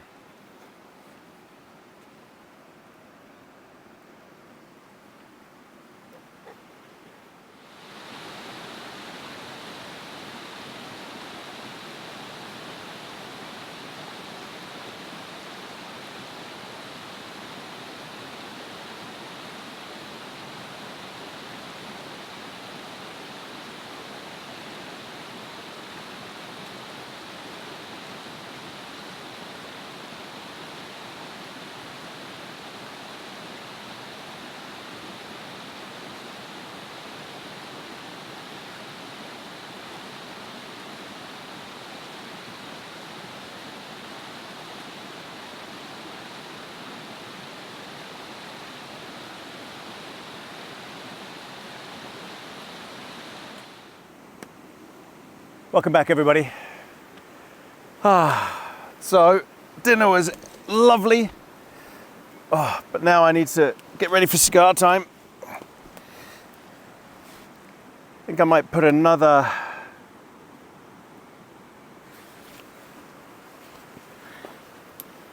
hot chocolate on, I think. Oh, and I've just pains me to say it, but it wouldn't be camping with Tony if these things didn't happen. I have forgotten my pancake mix. I've got the strawberries for the pancakes. I've got the maple syrup. But I got distracted at home when I was packing the pancake mix and I forgot it. These things happen. So for breakfast, it's going to be strawberries and coffee. That's it. What a mess. Oh, let's get my cigar. What a beautiful evening. Oh, my cigar's falling apart. I've got a, this is a Monte Cristo number 4.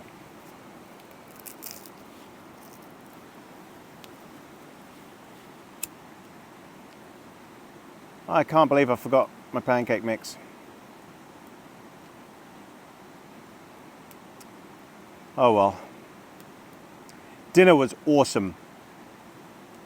That was a while ago. It's been chucking down since then.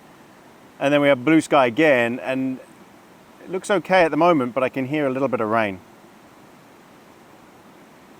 As I said, I thought it was meant to rain until tomorrow morning and then clear in the morning, which would be nice because it's much better packing up in the dry. It's horrible packing up when it's raining.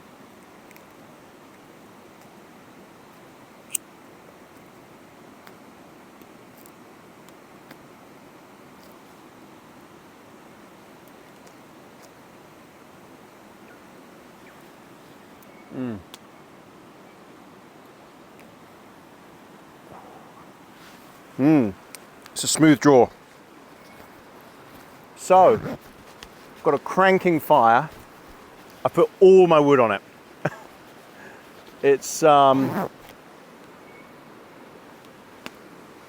I thought, well, if I'm not having breakfast, then I won't need a fire in the morning.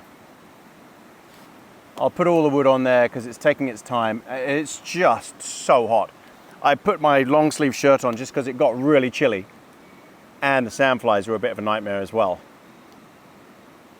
But the sandflies seem to have gone in now. They've disappeared because the temperature's dropped. And now I'm toasty in front of this fire. You know what I've been waiting for? A sip of whiskey. Cheers, everybody. And thanks again to everyone who's bought us treats on Buy Me a Coffee. Everyone who's a YouTube member and everyone who's bought merch and all the super thanks in the comments section. It's really lovely of you. Thanks so much. A special shout out to Sangho and Christine, my good friends in Arizona, who bought Bruce a whole load of treats, and Bruno. Thanks very much, Sangho and Christine. See you next year. But yeah, everyone else as well, thank you so much. Hopefully all your names came up along the side, but cheers.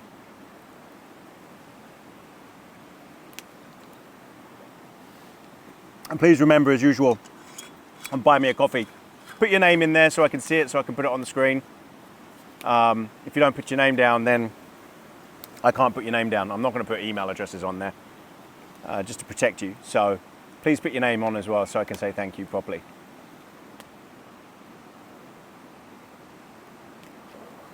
Bruce, you got a wet tail. I put my stuff on his bed because he's just not using it. He'd rather lie on the grass.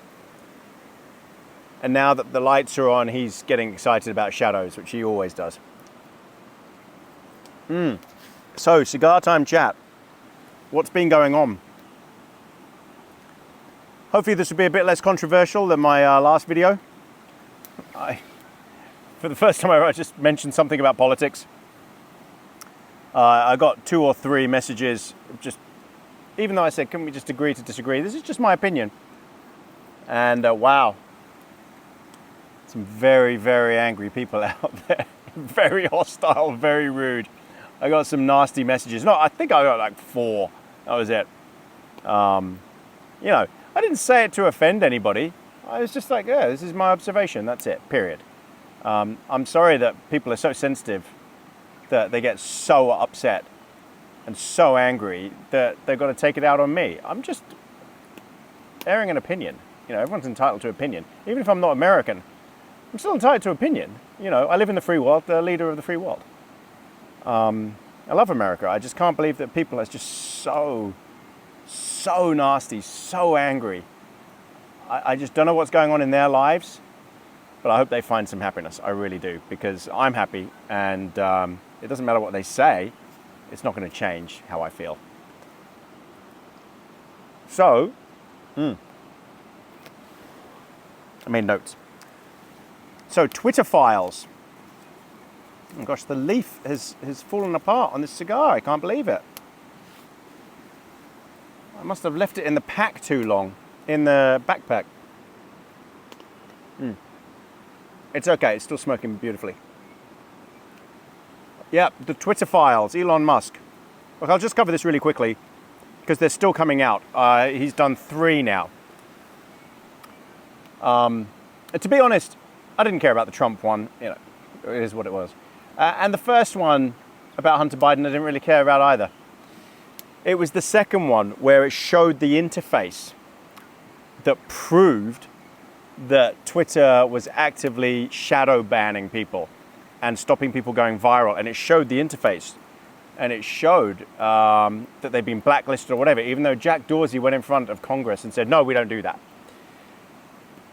So he lied to Congress. And Twitter has been lying all this time, all the executives. That's incredible.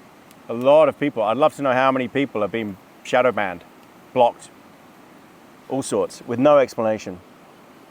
We all knew it was going on, but that was proof. So that's interesting. That's a watch this space. I think more and more stuff is going to come out. I think the FBI are complicit. It's incredible, just incredible. And if Elon Musk hadn't bothered, then we'd never know. Another thing that's happened is FTX and its collapse. Look, this guy, SBF, it doesn't matter that he was a massive donor to the Democratic Party. This was fraud. He stole money. He embezzled money. He's a crook. He is right up there with Bernie Madoff. And just because you're not hearing anything about him being like this from the press doesn't mean it's not true. I was in finance. I know. I see exactly what he did. And it's a Ponzi scheme. And he stole over $1 billion when he knew it was all going under as well. I'm sorry, the guy is a flipping full-on criminal. And he needs to go to jail for a very, very long time. He has embezzled hundreds of millions. And we don't know where the money is. No one knows where it's gone. So I hope they throw him to the wolves. He's a scumbag. He's a thief. That's all he is. And his girlfriend. They're just thieves. They stole a lot of money. There's nothing good about them. Doesn't matter that they said they're doing all these things for good. You can do all these things for good, but with stolen money? No. That's not how you do these things. Yeah, crooks. Unbelievable. I couldn't believe it when I saw that. The FTX had collapsed. Sports, Formula One. I saw a post by Ross Brawn, who was the CEO of F1. I think he's just stepped down. Saying that he hopes they're going to be more bold in future and with DRS and stop DRS working the way it is now, which is it basically allows you to just overtake the guy in front. It's that crap. It really is rubbish. And his idea was DRS should just get you up to the car, and then it's up to you to try and get past the car without DRS assistance through just great driving. Yes, why hasn't it been like that from the beginning? To just be able to open the flap and sail straight past, the fastest car is always going to win. You know, whereas what you want is not necessarily the fastest car, but the best driver to win. So yeah, please do get rid of DRS and the way it's working right now. It's absolutely rubbish. TV and cinema. The Crown. Season, I don't know what it is. The latest season, whatever that is. Where it shows the divorce of Charles and Diana. And they've got the new Queen, Olivia Colman. Oh, man. You know what? I liked the other ones. I liked the guy who played Charles before. I've liked all the Queens. And the Prince Phillips. I found this latest one just so boring. It was rubbish, and the acting was rubbish. The cast was useless. It really was. I don't know who cast these people. Olivia Colman is a fantastic actress. But I'm sorry, as the Queen, she was totally unconvincing. Totally. I thought she was pretty poor, to be honest. I think she's been the worst I've ever seen of anyone playing the Queen. The guy who played Prince Charles was absolutely rubbish. Pathetic. And who played Diana? She was actually pretty good. She was actually pretty good. Nailed it, I would say. But the script and everything, the script was rubbish. For a start, so much of that was made up at just absolute horse crap. You could tell. They would have no idea about this stuff. It was just so much drama. But it was the worst it's ever been. And I can't be bothered to watch the next one. If there is another one, I don't know. Maybe there won't be another one because it's just so rubbish.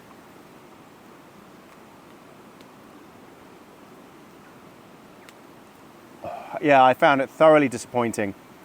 They spent all this money on The Crown and then to ruin it like that at the end, just, oh. And then it just suddenly stopped. I was like, what? That was it. I was like, there's no more episodes. It was pathetic. It really was. I absolutely hated it. I thought it was rubbish. And as a fan of The Crown, I was really disappointed. Talking of the royals, the Smugnesses in California, the two of them, I'm not even going to bother saying their names. I can't stand them. Whatever. I'm not watching their show. I have no interest in watching someone whine like crazy like that has got rich because of the taxpayer in England, and then to turn around and basically slag off England. Sorry, no interest. You bore me. You're a spoiled, arrogant brat. And I see them on TV or on the news or whatever, I just turn over. I have nothing to do with it. I don't even know what the reception has been for their stupid show that they've just come out with. I've got no interest. No interest at all. They're nothing to me. And I don't think they do anything good for the world, to be honest. Except milk it and tell others what to do and virtue signal all the time. Sorry. Oh, so something I watched that I did enjoy, that I thought was fun, was a movie, Bullet Train, with Brad Pitt. I really enjoyed it. It's such a stupid film, but I really enjoyed it. You know. It was a great start. I don't know who was it, a Guy Ritchie film? I don't know, but probably not. But it was definitely the Guy Ritchie style. And I really enjoyed it. I thought it was really entertaining. And to see Brad Pitt, I thought, you know, Brad Pitt's really underrated as an actor. I enjoy his movies. I think he's pretty good in what he's done.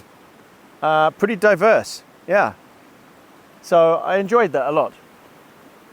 So I'd recommend, if you want a bit of action, it's a bit gory, but it is funny, is a Bullet Train. Yeah, it's a good film. Bruce, you got a very wet bottom.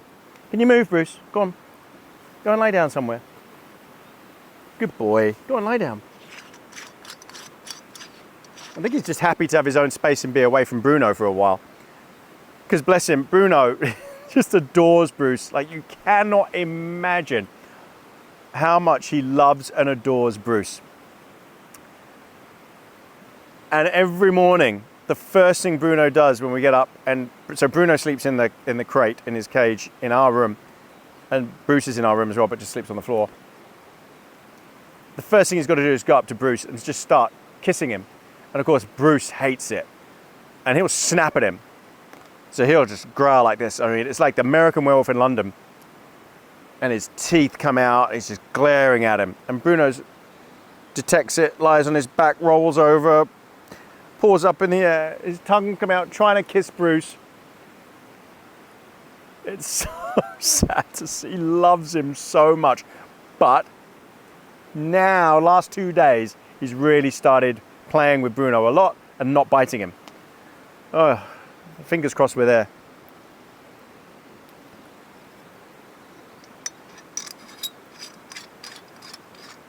Oh, it is funny to watch them. He's so sweet. So I've got some big news. Big news. Now that I feel that global travel is pretty much back to normal, pandemic's over. I know there's COVID around, but life's got to go on, and I think the world has now moved on. I think even China just moved on and has cancelled zero COVID. We've planned our holiday. So next year, I'm not going to say the dates now, but I've got a plan. I've got a plan to maybe meet some people. Maybe some subscribers, potentially other YouTubers, but this really is primarily a holiday. I will not be going camping. I most likely won't be filming much at all. Maybe snippets. But here's the plan. It's all booked. We're leaving New Zealand. I think it's end of March. Got a couple of nights in Singapore. From Singapore we get to London. Got a couple of nights in London, then we're going to Spain. We're in Spain, I think, for 2 or 3 weeks. Brandon is doing Golf Academy in Spain. He's going to be there for a few months. So we're going to drop him off, and then we're going to tour around Spain a bit, maybe go to Portugal. Back to London for a couple of weeks. So we've got to go and see family. I've got family near Essex. We're staying with friends in London, our friends David and Susan. And we're going up north, I guess, to see Anne's sister, Claire, who is up near Manchester. Is it Ormskirk, I think? Anyway, we'll be going up there. And then I think May something, we then go to New York. We're in New York for 4 or 5 nights. Then we're going to LA and hopping straight to Vegas. And we'll be in Vegas for, I think, 3 or 4 nights. Then we've got a couple more nights in LA, back home to Auckland. Yeah, very excited. It's been a long time since we've had a family holiday outside of New Zealand. I'm pretty desperate, to be honest. Desperate to get away. So what I was thinking was, and I know, look, there's a lot of followers in America as well. And I know we've got a lot in, just everywhere. Everywhere, Virginia, Charlotte, Texas. I know there's a few places in Texas, just all over the place. But we can't do it. We just can't fit it all in. And the way the flights work around the world, this was the only way we could do it. So in the States, we will be in New York, LA, and Vegas. So what I thought I might do in each place, if there's enough interest, if people say that they're interested in meeting up and just saying hi, and meeting Anne, saying hi to Anne, is in each location for 1 night. The day before, I will send out a message just saying, this is where we're going to be at so-and-so pub or bar. If you want to meet and have a drink, great to meet you. We'll be there for a few hours. Meet and greet, say hi.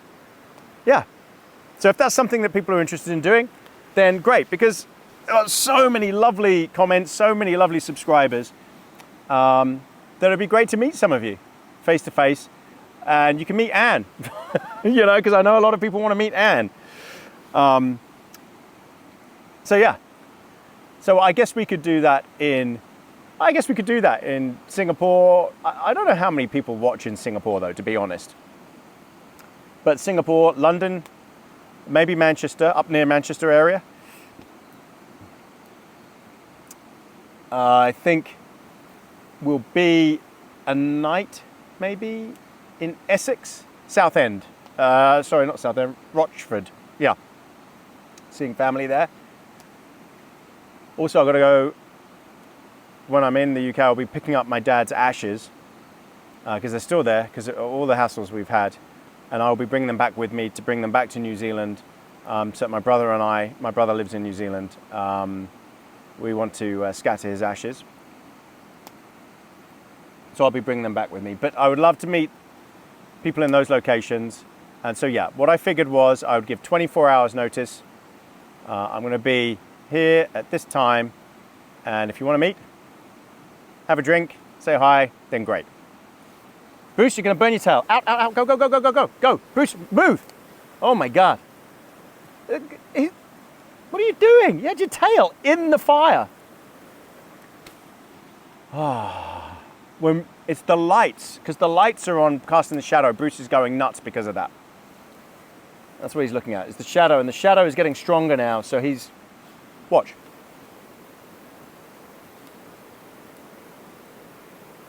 See, he can see that shadow moving. That's what's triggering him.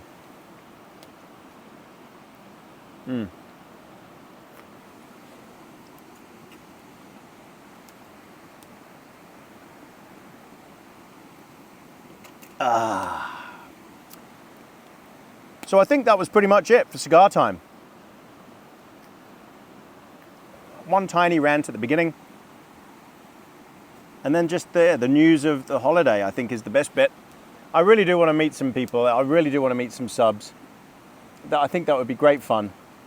So what we're talking about is April and May 2023. Because I don't know when you're going to watch this video. And that's something else I wanted to bring up, actually. Actually, there's one more thing then. One more thing. And it's happening more and more often. So YouTube isn't sending out notifications. This is a thing. If you know a lot about YouTube and the way it works, you'll know it's got this throttle. It allocates a certain amount of impressions per day to distribute your videos. So let's say, even though, what have we got, 146,000 subscribers now at the point of this video. If I release a video, you don't all get to know about it. Not straight away. YouTube determines how many of you will get to know about it, how many of you will even get to see it, that it's there on your home feed. They'll determine that, and they'll give out tranches each day of a certain amount, a certain few thousand.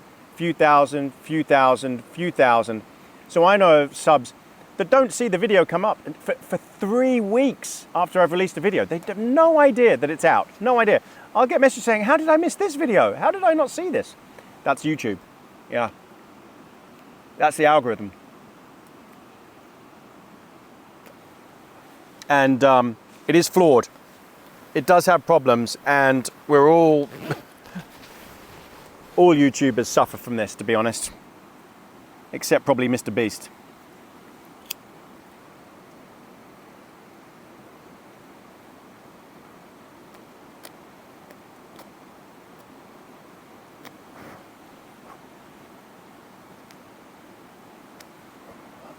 So my plan was, I'm gonna create, again, if this is something that people would be interested in signing up for, I'm going to create a mailing list.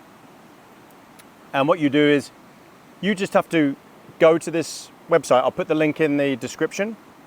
You just go to the website, our website.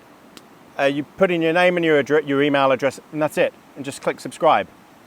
And I will then do a mail shot to all the email addresses as soon as the video is live. It'll be the first to get the notification. And that's all it will ever be used for. Absolutely 100%. New videos. That's it. No marketing, nothing else, no community posts, no, oh, this is what I did today, blah, blah, blah. None of that. Purely to announce there's a new video.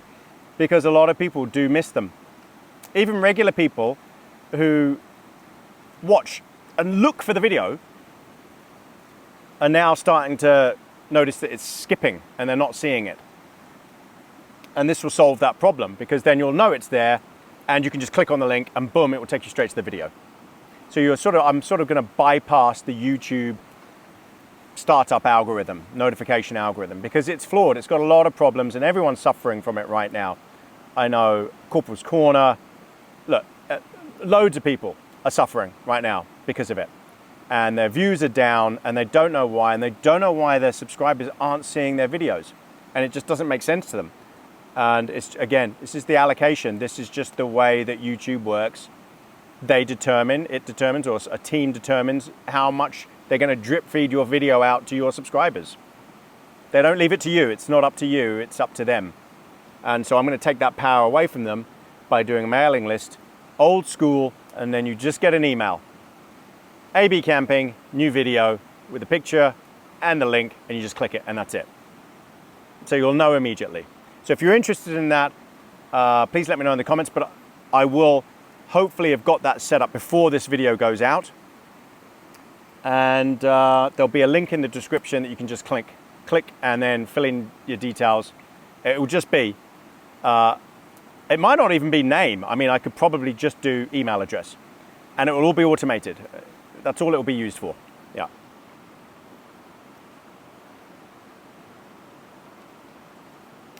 So let me know if that seems like a good idea to you.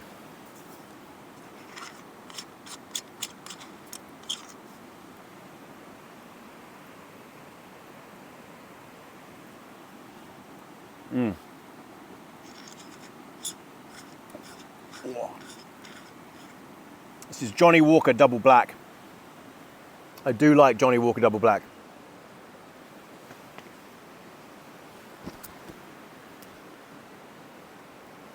This fire is absolutely cranking. It's so hot. Excellent. Because it is pretty cold now. You can see the steam off my breath. I hope. So again, this camera, I've got it on fully auto because I want to give it a try on auto without having to mess with it, without having to put the manual setting on. So it's quite dark now. And I'm hoping the camera is good enough that it seems still quite light. But it is on automatic because I just want to see how it does. So I'm hoping this picture comes out well. I hope it looks good. I really do. Now, usually I would put Bruce's collar on, but I don't think it works anymore. Bruce, come here. Let me try it. Come here. Bruce, here to me. Wait. Try your collar. I don't think it works. Because even though I charge it, I think he's been swimming in the sea with it. And it's kaput. Yeah.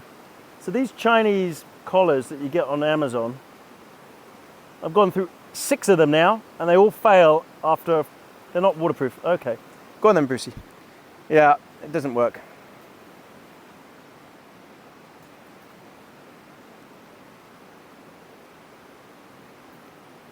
Okay, everybody. I'm going to chill out,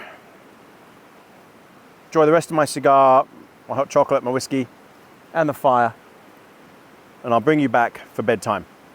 Thanks again, everyone, for coming on this. Really appreciate it. I'm sorry it's been a few weeks. If it hadn't been for my back injury, I'd have been out there earlier. I might even have been in the snow. But it is what it is. Thanks again, everyone.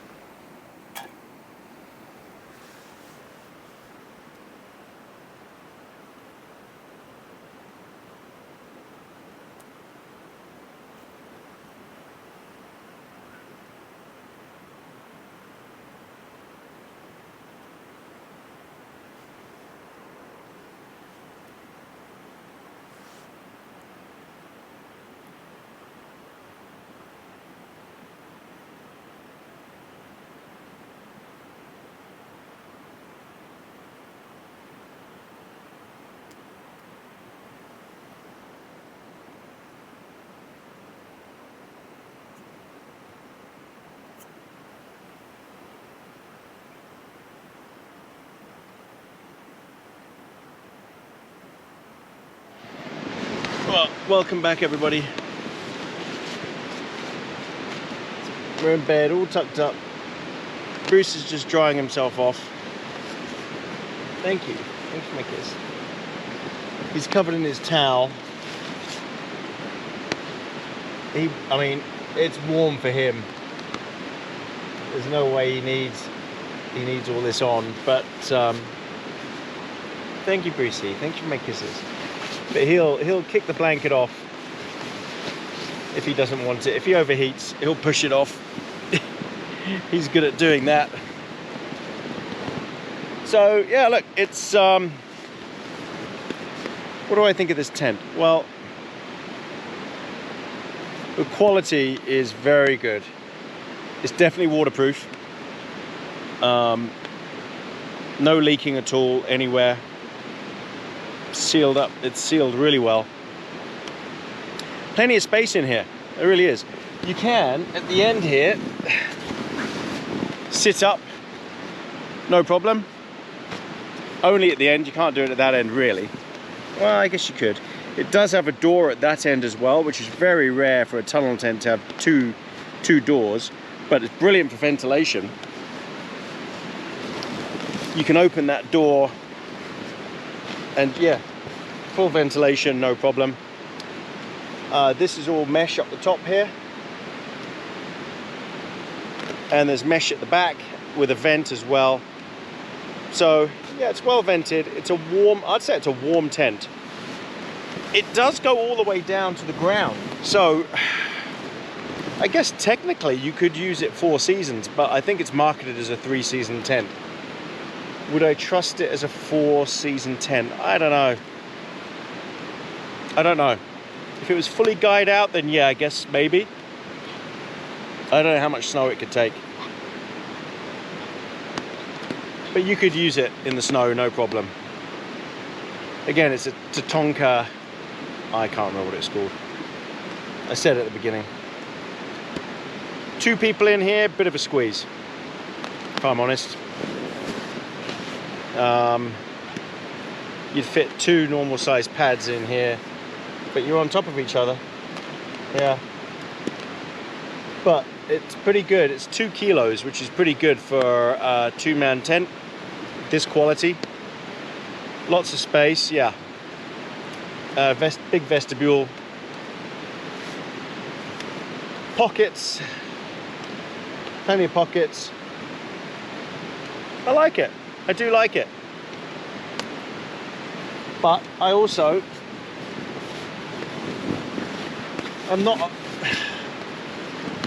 still not 100% sold on tunnel tents, because I like freestanding. You do feel cocooned in here because of the style, whereas a normal tent, I don't know, you can sit up more. So it's been raining non-stop. It's raining now. I don't know if you can hear that. It was chucking down before, and it probably will pelt down again in the middle of the night. But it's good. We're dry. We're very warm. He's going to be too warm. I'm definitely going to have to take this blanket off him. Maybe just keep the towel on him. We'll see. The thing with having the down blanket on, the duvet here, is that he dries out really well. So in the morning, he's bone dry.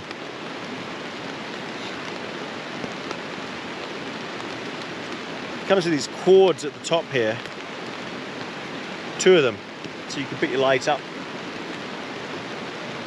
No problem. You do have hooks, although these are for the doors, I think, to clip the door back. Right, it's late. I'm tired. Sorry. It's been a great night. Very chilled out. Very happy. I'm glad I managed to make it out. It's a shame I'm not going to be able to have pancakes for breakfast. But I'll have my coffees. I'll have a few coffees.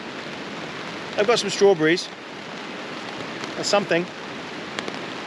strawberries and coffees for breakfast. All right, everyone.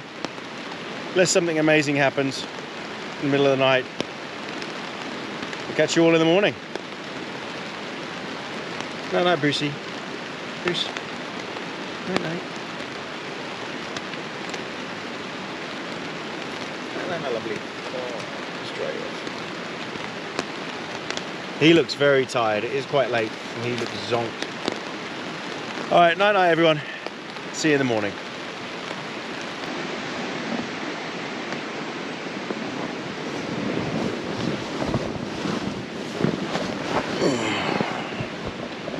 Morning, everybody. Morning, Brucey. Morning. Morning. Morning. Morning. Morning, everybody. Bruce, you're dry. That's good. You can see sandflies outside. Ow. Thank you for my kisses. Oh, it was a good night. It was a good sleep.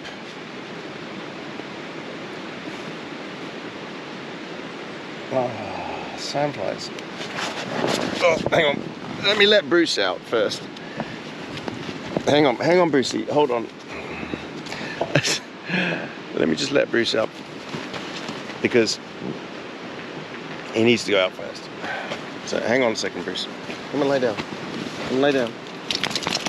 I don't want to let the sandflies in. All right, hang on. Let me just move. Oh, camera's all foggy. Let me just wipe the camera. Why does the GoPro go foggy straight away? Okay. Let me put this like this. Brucey, time to go out.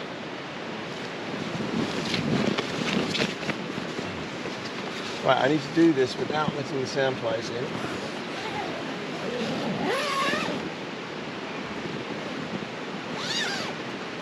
Go on, Bruce. Yeah, go. Oh, one got in. Yeah, it was a comfy night.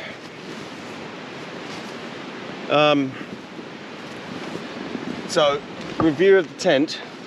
No. You can see the end. My sleeping bag is pushed right up against the end, even though it's very long. So the end of my sleeping bag is wet. That is disappointing. Look, you can see the leaves pushed up against the outside.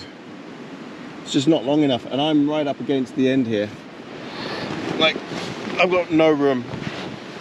My head is touching the end here, and my feet, my sleeping bag is easily touching the other end.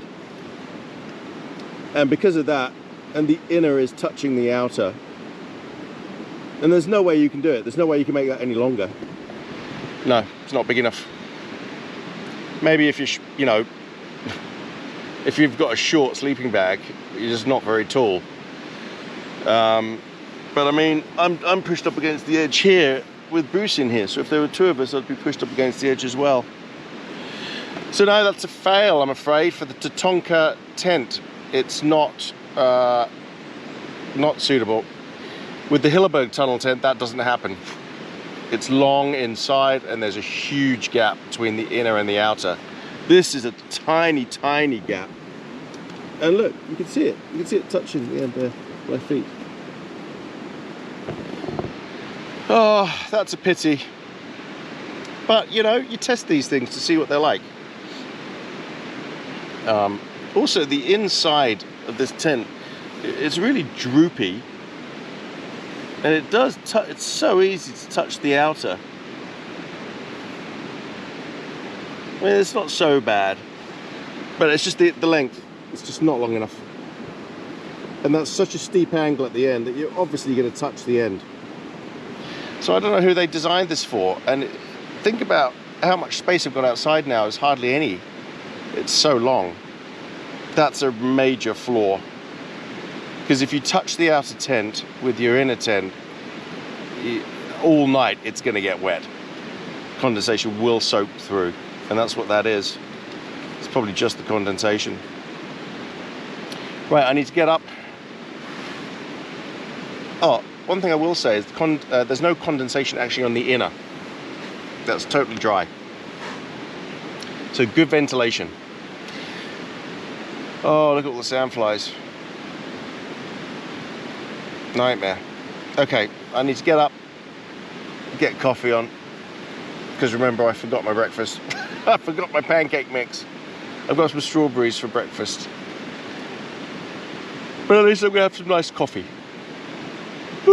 Okay, catch you outside, everyone. Welcome back, everybody.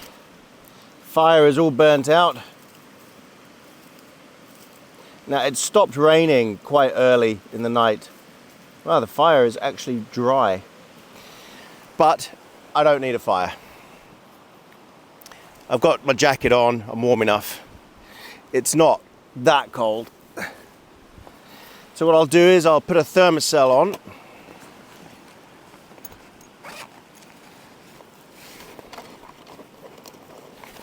And give Bruce his breakfast.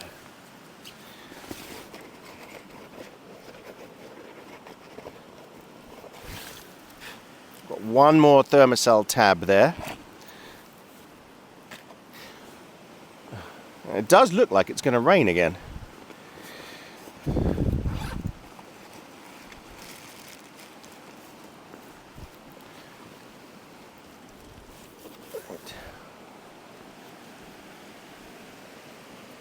Okay, Bruce, where do you want me to go?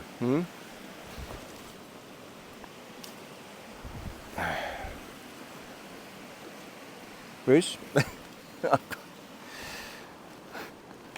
gotta actually let me in to do your breakfast. There is no graceful way to sit on this chair. Am I doing your breakfast? So hungry.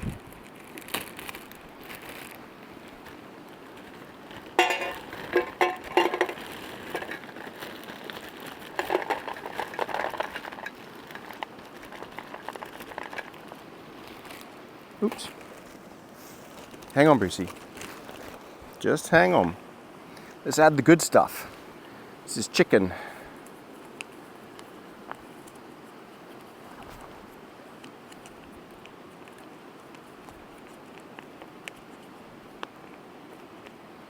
Chicken and veggies.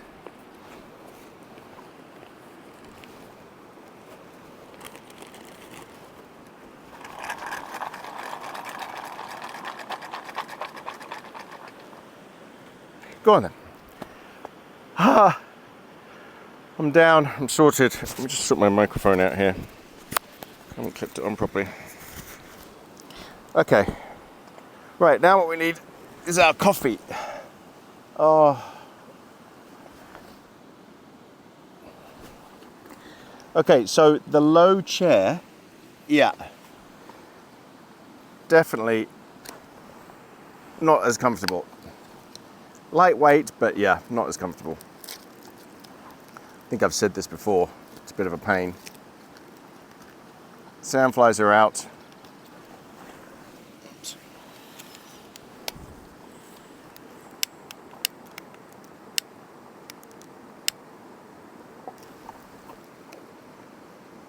Okay, that's on.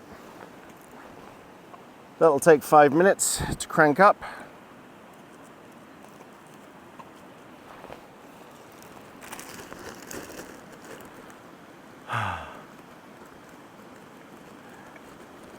You try doing this for YouTube. Okay, so what I need to do is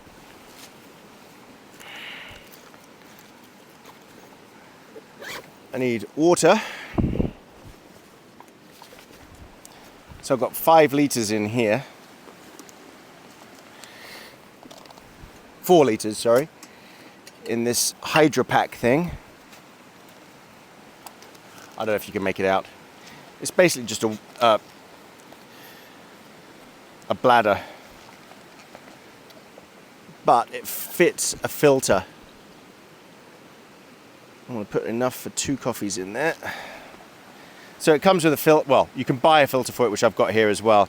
If the water was a bit murky, then I would use the filter. But as it is, the water is beautiful.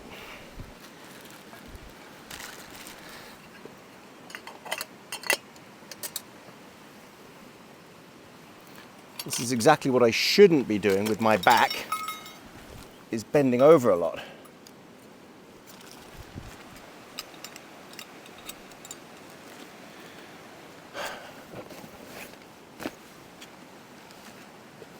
The chair is so low, so uncomfortable when you're leaning forward that you're going to fall off it, but you have to.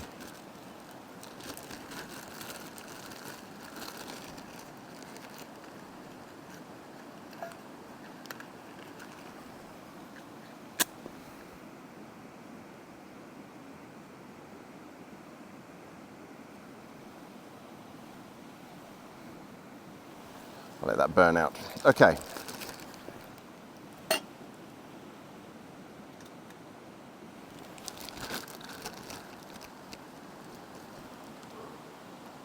Yeah, it's chilly this morning. I think it's about 10 degrees, 8 degrees centigrade, something like that. I'm waiting for the forecasting to update. And I'm hoping it's not going to rain. But everything is so drenched anyway, I'm not sure it makes much difference. Bruce, no, go away, go away. You've had your breakfast. Go on. Cheeky.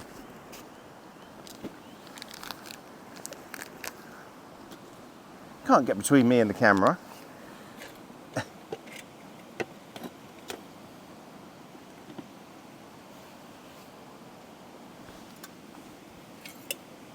Bruce, what did I say? Go on, go and play. Oh, he's such a scavenger. You're not going to go and have a run around?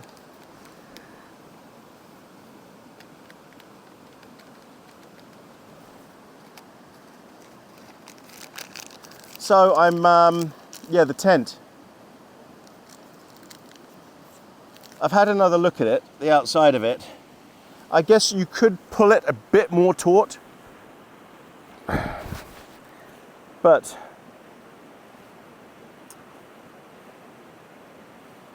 I still don't see how you wouldn't touch the inside. It's the end of the tent, the other end, it's such a small gap. It's literally 3 inches, that's it. Well, of course you're going to touch it all night with your sleeping bag. And it narrows down at the end as well. So unless you want your head permanently all night pushed up against the door here, if you've got a long sleeping bag, and this is a long sleeping bag, so this is for what, up to 6'6", this quilt, then yeah, it's not going to work. I'm not 6'6", I'm 6. But the bag is 6'6". So if you've got a short bag, if you've got a bag that only accommodates up to 6 foot, then maybe you'd get away with it, yeah, possibly. But here's the other thing, here's the main thing. These tunnel tents like this where they slope down at the back, they just feel claustrophobic to me. I don't know if I've got this on right. Sorry, I'm getting used to this microphone thing. They slope down at the back, they feel a bit claustrophobic.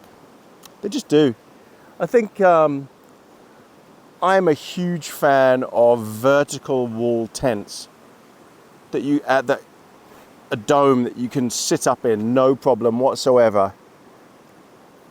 And you're in no danger of the inner touching the outer.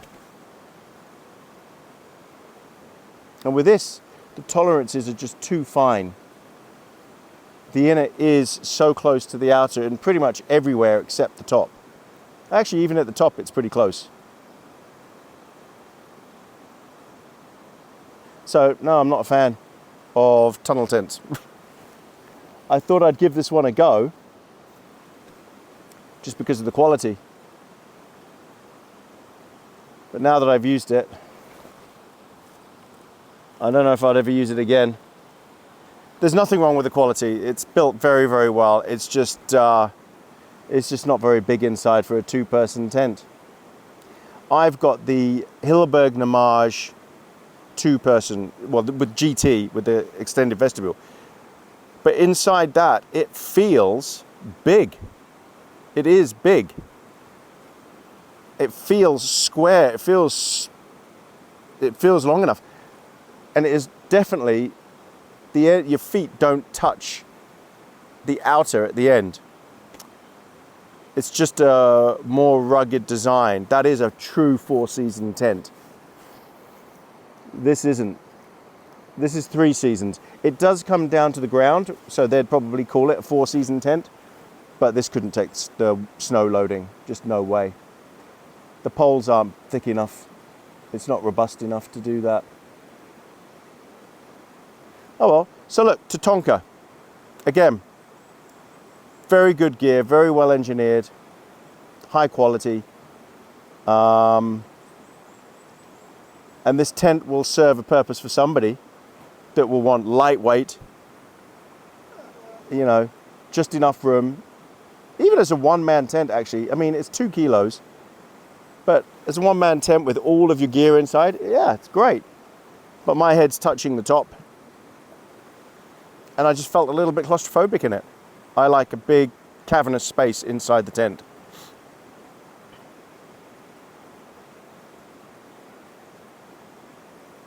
Back to the drawing board to find the perfect tent for what I want.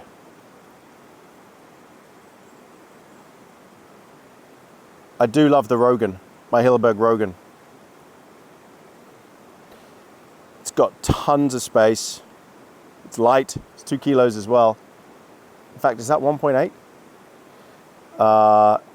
It can handle severe weather. It's a really good 3-season tent. It's my red one. I also like my Una, which is more extreme because there's no vestibule. But that's a tops, you know, that's an extreme tent, the Una. The Rogan, I do love it. And it's so quick and it's so simple to set up and pack down. So I would say right now, for 3-season tent wise, Hilleberg Rogan is my favorite. I will probably sell this now. I just won't use it again. I know I won't use it again. If I want to use a tunnel tent, I'll use the Hilleberg Namage. It's heavy, but there's a lot of it. It's a lot of tent, and it's long. I mean, with the extended vestibule, it would come up to where I'm sitting. That needs a lot of space, that tent. And it's only got 1 door, the GT. From memory, it only has 1 door and it's only on this side. Now, I might be wrong about that. It might have 2 doors. I might have got that wrong. I had a comfortable night's sleep. Yeah, it's cozy. It was warm. Dry. That's very important. And it stopped raining shortly after going to bed. Because everything gets amplified. So if you get heavy rain, it wakes you up. It does. There's nothing you do about it. Wind and rain is so loud in the tent. And we haven't had even a breeze here since we've been here. It's been perfect. That's why I love this spot. The conditions, it's always good. It's just never windy. It's beautiful.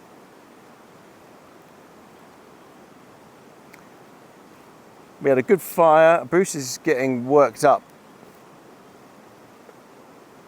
by the flies. Got blowflies, and they're really annoying him. He's trying to bite them.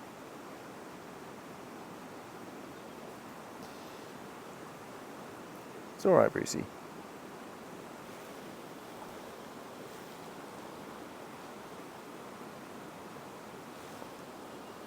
Okay, thermocell is almost getting up almost at temperature. Right. I think we're getting there. I need a coffee. Hello, Brucey. Thank you. Thanks for my kisses. No, we're not going yet. Come on. Come around here. Oh, you're scraggly. Come on. Come and lie down. Now, if he wants water, the stream is right there, and he'll just go and drink straight from the stream. I do put water in his bowl a lot, but most of the time he just ignores it. Oh, he found a dog biscuit.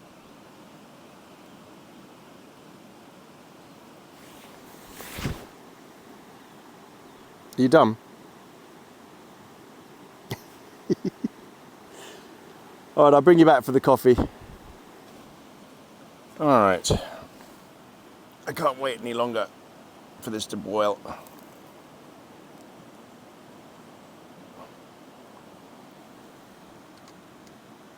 Oh.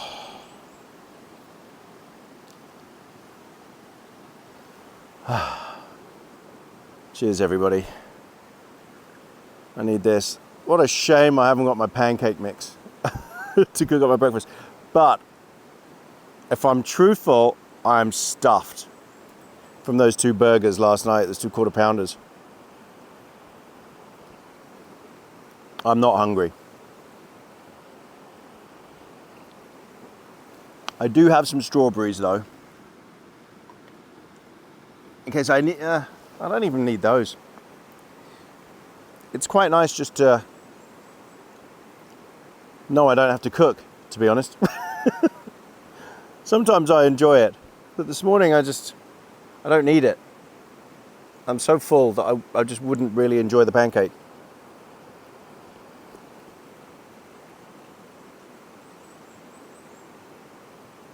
Oh, this is nice.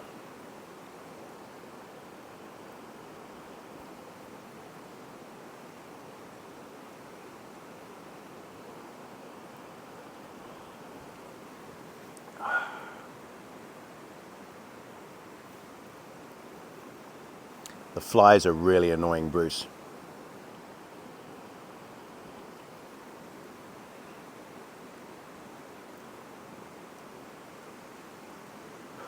So I guess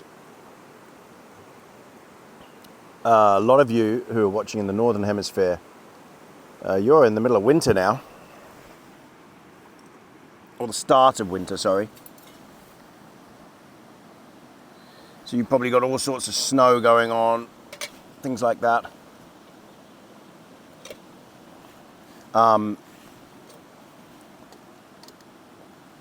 You know, you can still camp in those conditions. You just need heating and good warm gear. I mean, I've camped here and it's been -4, -5. And I haven't even had a fire. And I've been fine if I've had the right gear. But a fire does make everything nice, or a hot tent. Personally, I'm not a fan of hot tents. I don't do them. All that faff. Setting up a tent, then setting up, getting firewood. Okay, let's assume you've taken your own firewood, and then having to build the stove, put the chimney on and everything, and keep lighting it and keeping it going, and then spending the entire time sitting inside the tent. Doesn't do it for me. People ask me all the time, why don't you hot tent? Why don't you hot tent? I don't want to sit inside a tent. I want to sit out like this and feel the nature. I don't want to be cooped up in a tent, even if it's a big tent. I don't see the point in being out in this and stuck inside a tent with heating. I do want to sit out. And having a really good fire and a tarp over my head allows me to do that. Yeah. Even in the snow. You've seen me camping in the snow. I've got a few snow videos. And the 2 that I did this year, I sat out. And it was beautiful to sit out and watch the snow. And yeah, I had fires. but mainly I had the right gear to stay warm. Good insulated stuff, you know, really warm boots, and lots of food and hot drinks. But to sit out and hear the silence of the snow falling, it's beautiful, beautiful. I don't want to spend that in a tent. I don't see the point in that.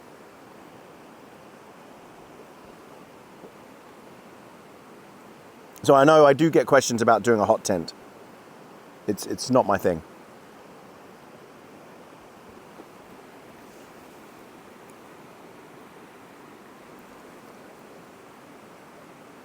Sorry, it was a mini rant about hot tents.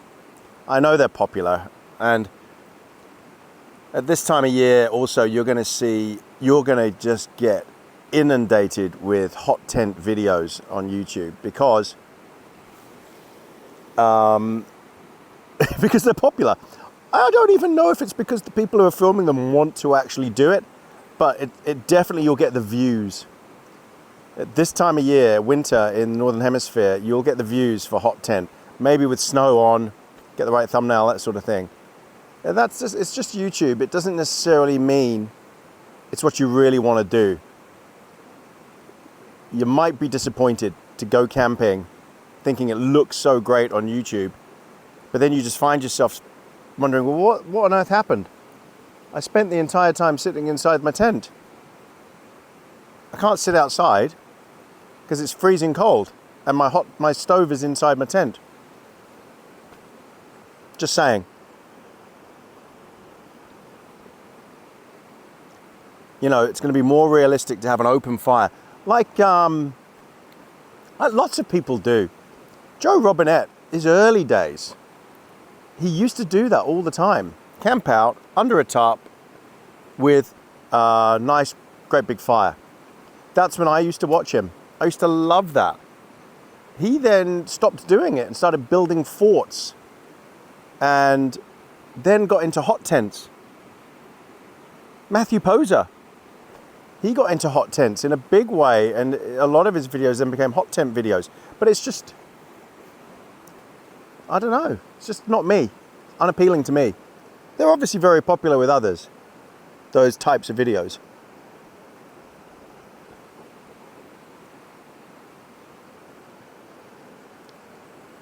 But I could just do that at home. I could even just set the tent up at home if it was cold enough. It never gets cold enough at our place to do that. But and here's the other thing is lugging all that gear in tricky conditions like this terrain. I'd like to see you try it. Very difficult. You could go to, if you're on a flat area, then okay, fair enough, easy. Pull it in on a sled or something, or, you know, an ultralight setup in a pack. Although I do question how much of those are fake, and that the truck or the car is just parked 5 minutes away and that they're going back and forth and pretending that they've got it all in one massive pack. I'm not calling out anyone in particular because I can't think of anyone in particular, but I have seen videos where I question, where is your truck parked? I mean, did you really sleep in that overnight? Or did you really lug all of that out into the deep forest? Where's your truck? I do question some of those. Matthew Poser, definitely not. He lugs that stuff in. He goes the distance. I think Joe does as well. Or I don't think he does these type of videos anymore. Outdoor Boys. Oh boy, he makes the effort. Oh, does he make the effort? He really. Luke at Outdoor Boys. Talk about genuine. Yeah. That's why I love watching his stuff. He's so genuine. Doesn't hide anything. If his truck is parked nearby, he says it. Yeah. There are others though where I just question. I reckon the truck is just a couple of minutes away or just out of shot.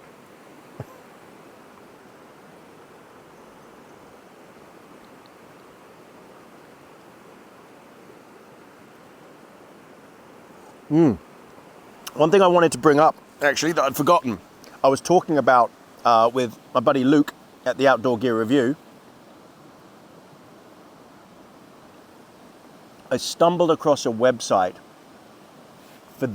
for Tatonka gear, for this tent in the States, 80% off. And then I looked at all the other gear. It was a legit website, Tatonka. I think it was Tatonka Online. Really legit. Perfect. Everything was like discounted 50, 80%. So cheap. Everything on it. It was all Tatonka gear. Anyway, I just thought this looks too good to be true. It really did look too good to be true. And sure enough, it's a scam. So I was talking about it with Luke. I was like, look at this site. Isn't this incredible? And then we do some more investigation. Tatonka knows nothing about this website. No one seems to know anything about it. It's only been up 6 months. The address they list in there is in Las Vegas in a Walmart. And just something seemed suspicious about it. So then anyway, he pings me a couple of weeks later, say, hey, guess what? Same thing now for Big Agnes. There's a site out there pretending to be a Big Agnes outlet, and it's the same deal, scam.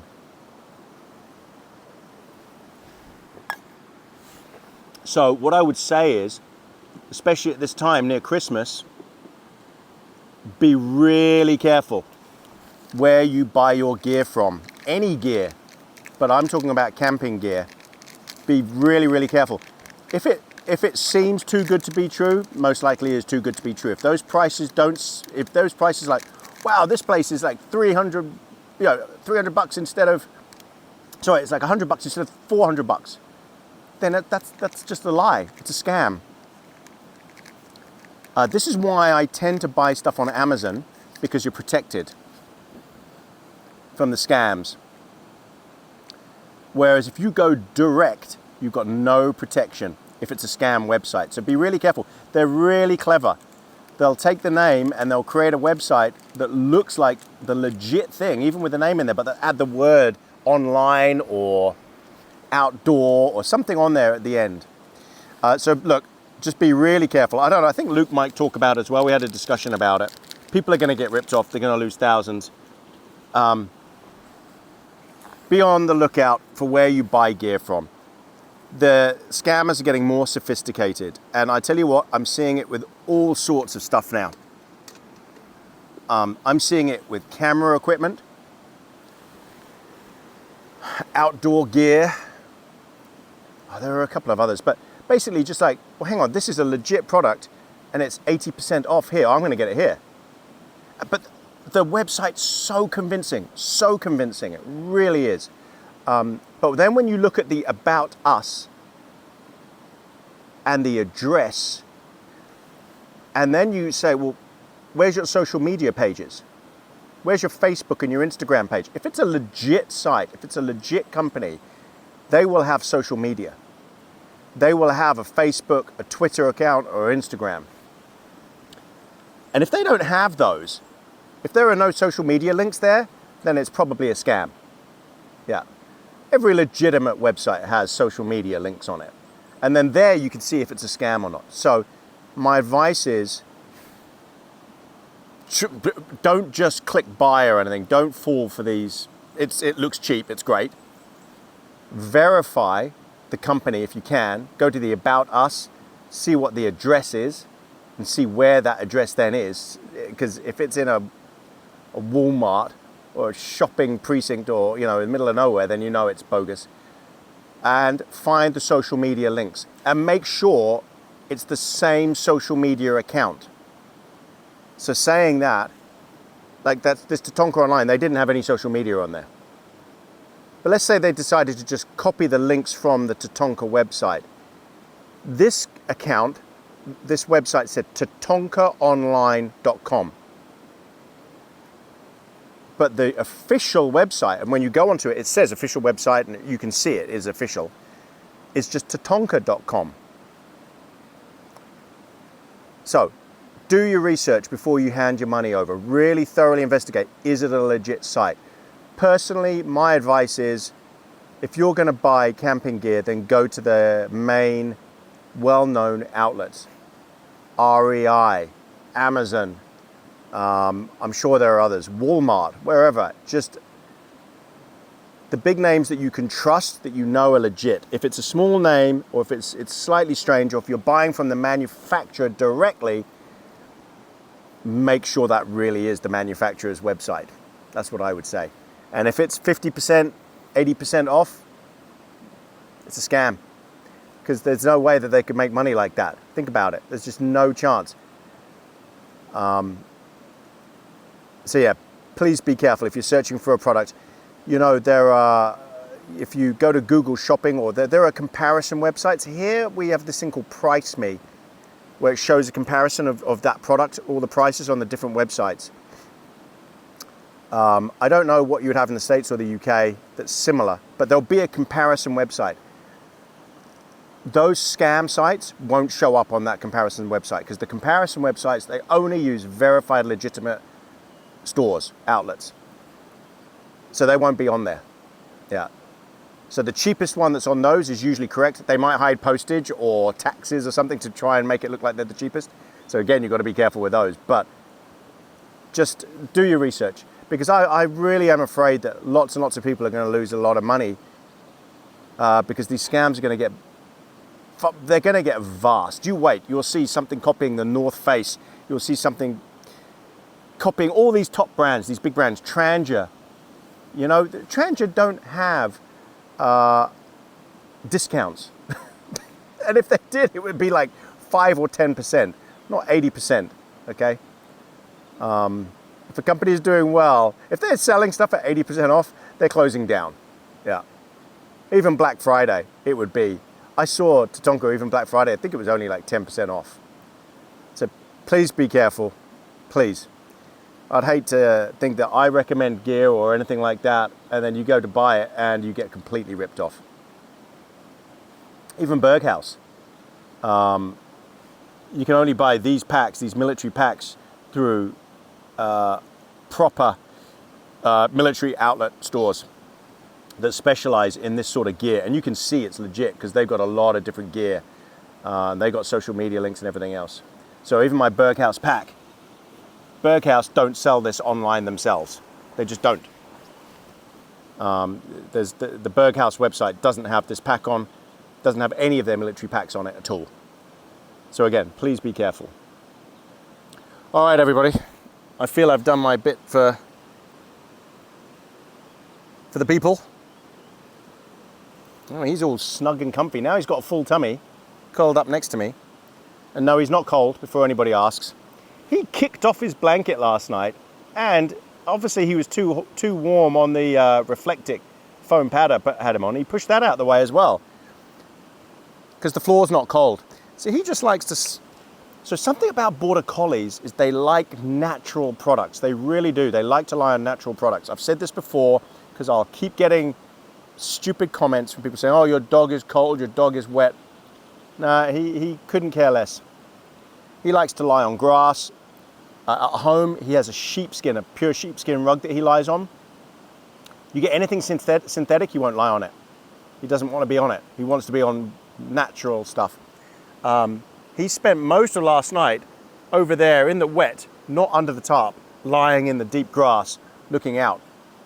He doesn't feel the cold like other dogs do. In fact, he's molting.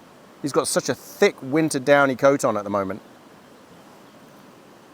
But yeah, he likes the soft ground, the grass. Yeah. Also, the fire was here all night. So this area, the ground is actually probably pretty warm. But you can tell he's happy. He's content. And now he knows the routine. He knows that in the morning, the routine is I get up, I have coffee, talk to the camera, and then pack up. So he knows. If this was last night, then you saw he'd be running around. But in the morning, he doesn't bother because he knows he's waiting for that next step. And the next step is packing up. So I'll bring you back for that. I'm going to enjoy my last coffee. And I will bring you back for pack up. All right, welcome back, everybody. I've had my couple of coffees. Time to pack up. Woo! I tell you what, after you've had a couple of hot drinks, you warm up very quickly. Okay, I'm going to clear everything out from inside the tent and then get all this other stuff on top of it.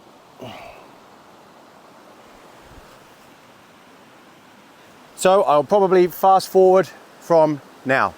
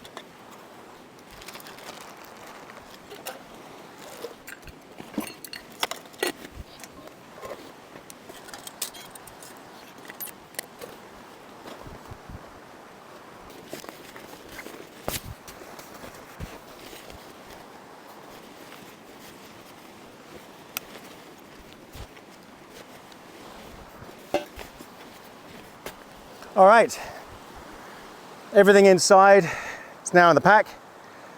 As you can see, it's a big pack. 90 plus 20.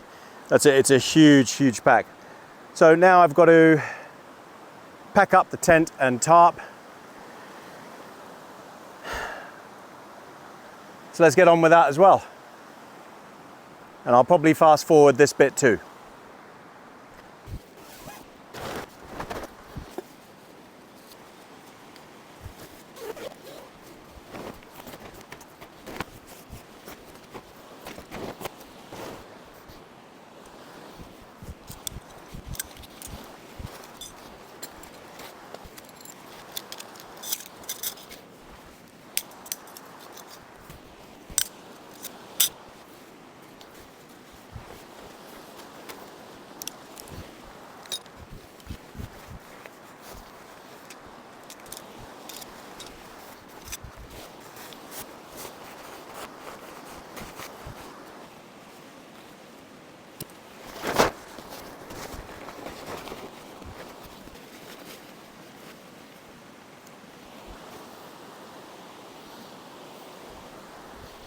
Right, it's just started to rain again, but it's only spitting, so not a big deal. Let me just move this a bit. Yeah, just spitting. I'm getting hot already in this shirt, and I'm gonna have to walk out anyway. So I'm gonna take this off, and then get the tarp down. And you can see it's yeah, I don't think it's gonna rain much. It's just spitting. Okay. Whew, okay. Tarp.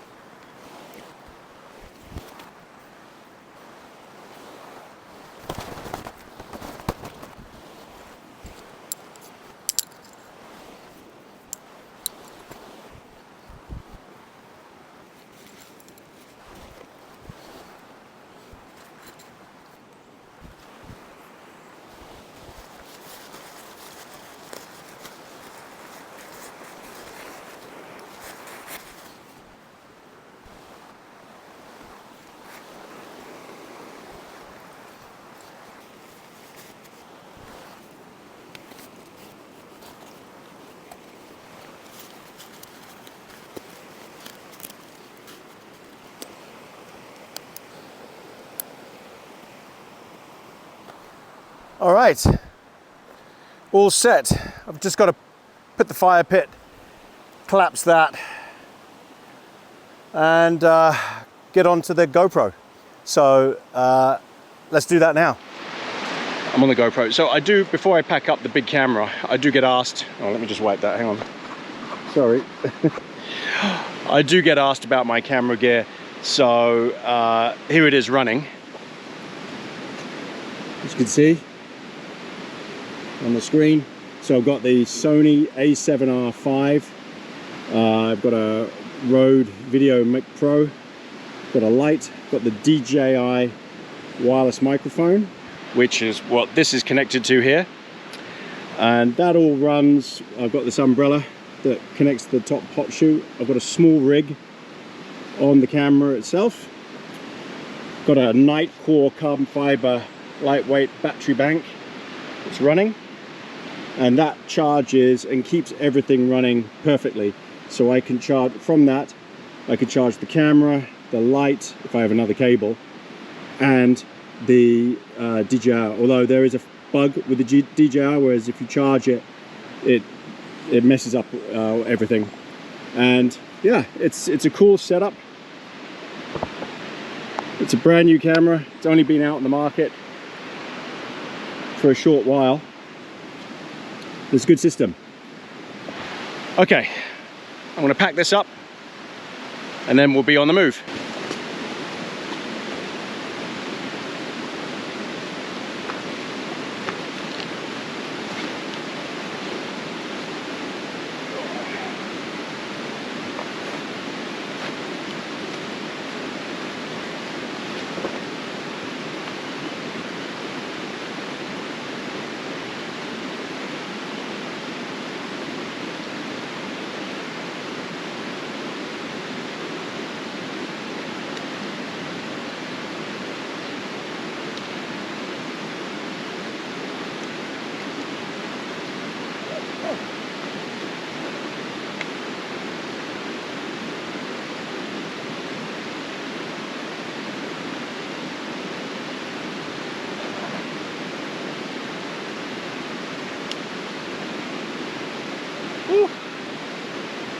All right.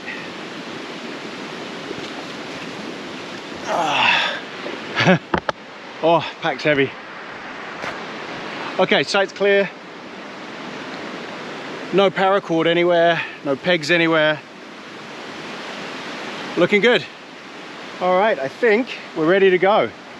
We ready to go, Bruce? Let's go.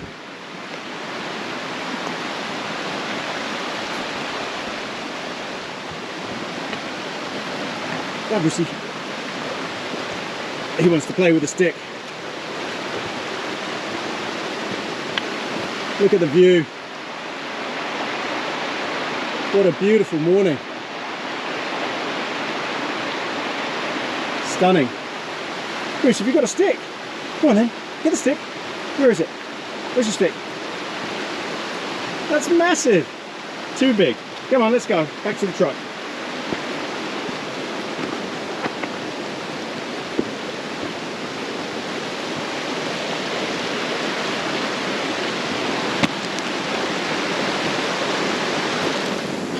All right, so everyone, I will see you back at the truck, but I get a lot of requests for the walk out just to show it, so I'll do it, and probably no chit chat, it'll just be me walking.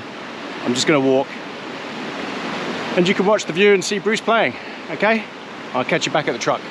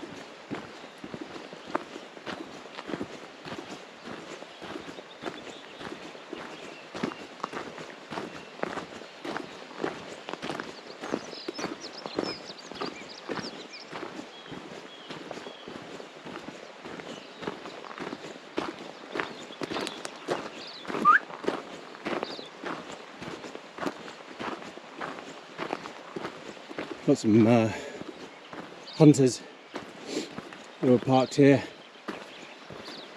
When I got here, the way you can tell they're hunters is you look in the car, you can see rifle cases. Both cars have got rifle bags. Come on, Bruce. They're hunting the tops, so nowhere near me. And here we are, back at the beast.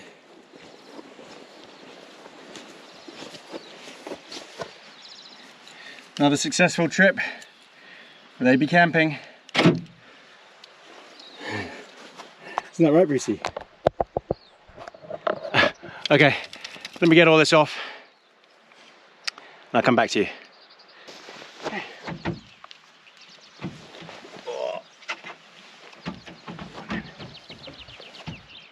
Woo, you happy now? All right. Well,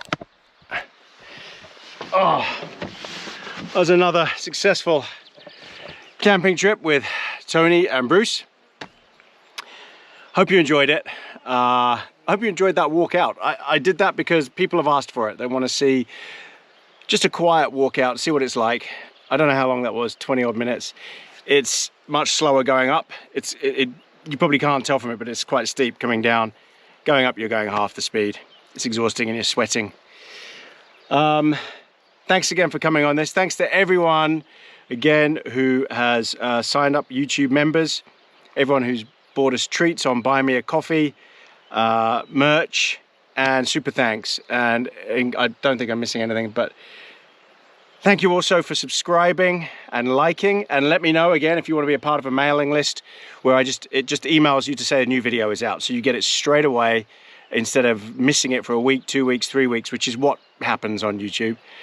And yeah, we'll be back again soon, I hope. And I think the next one is a car camp, and I've got an amazing tent to test out. It's an air tent and it's a palace, and I'm hoping this thing is the bomb. So I'll be testing that out, hopefully in the rain, because it needs to be a full test. Yeah, looking forward to that, and hopefully I'll have that out before Christmas. No guarantees though. All right, everybody, thanks for coming, and we'll see you next time. Bye, Bruce. Say goodbye. Bye, Brucey. You happy to go home? Yeah, okay. All right, thanks again. Bye, everybody.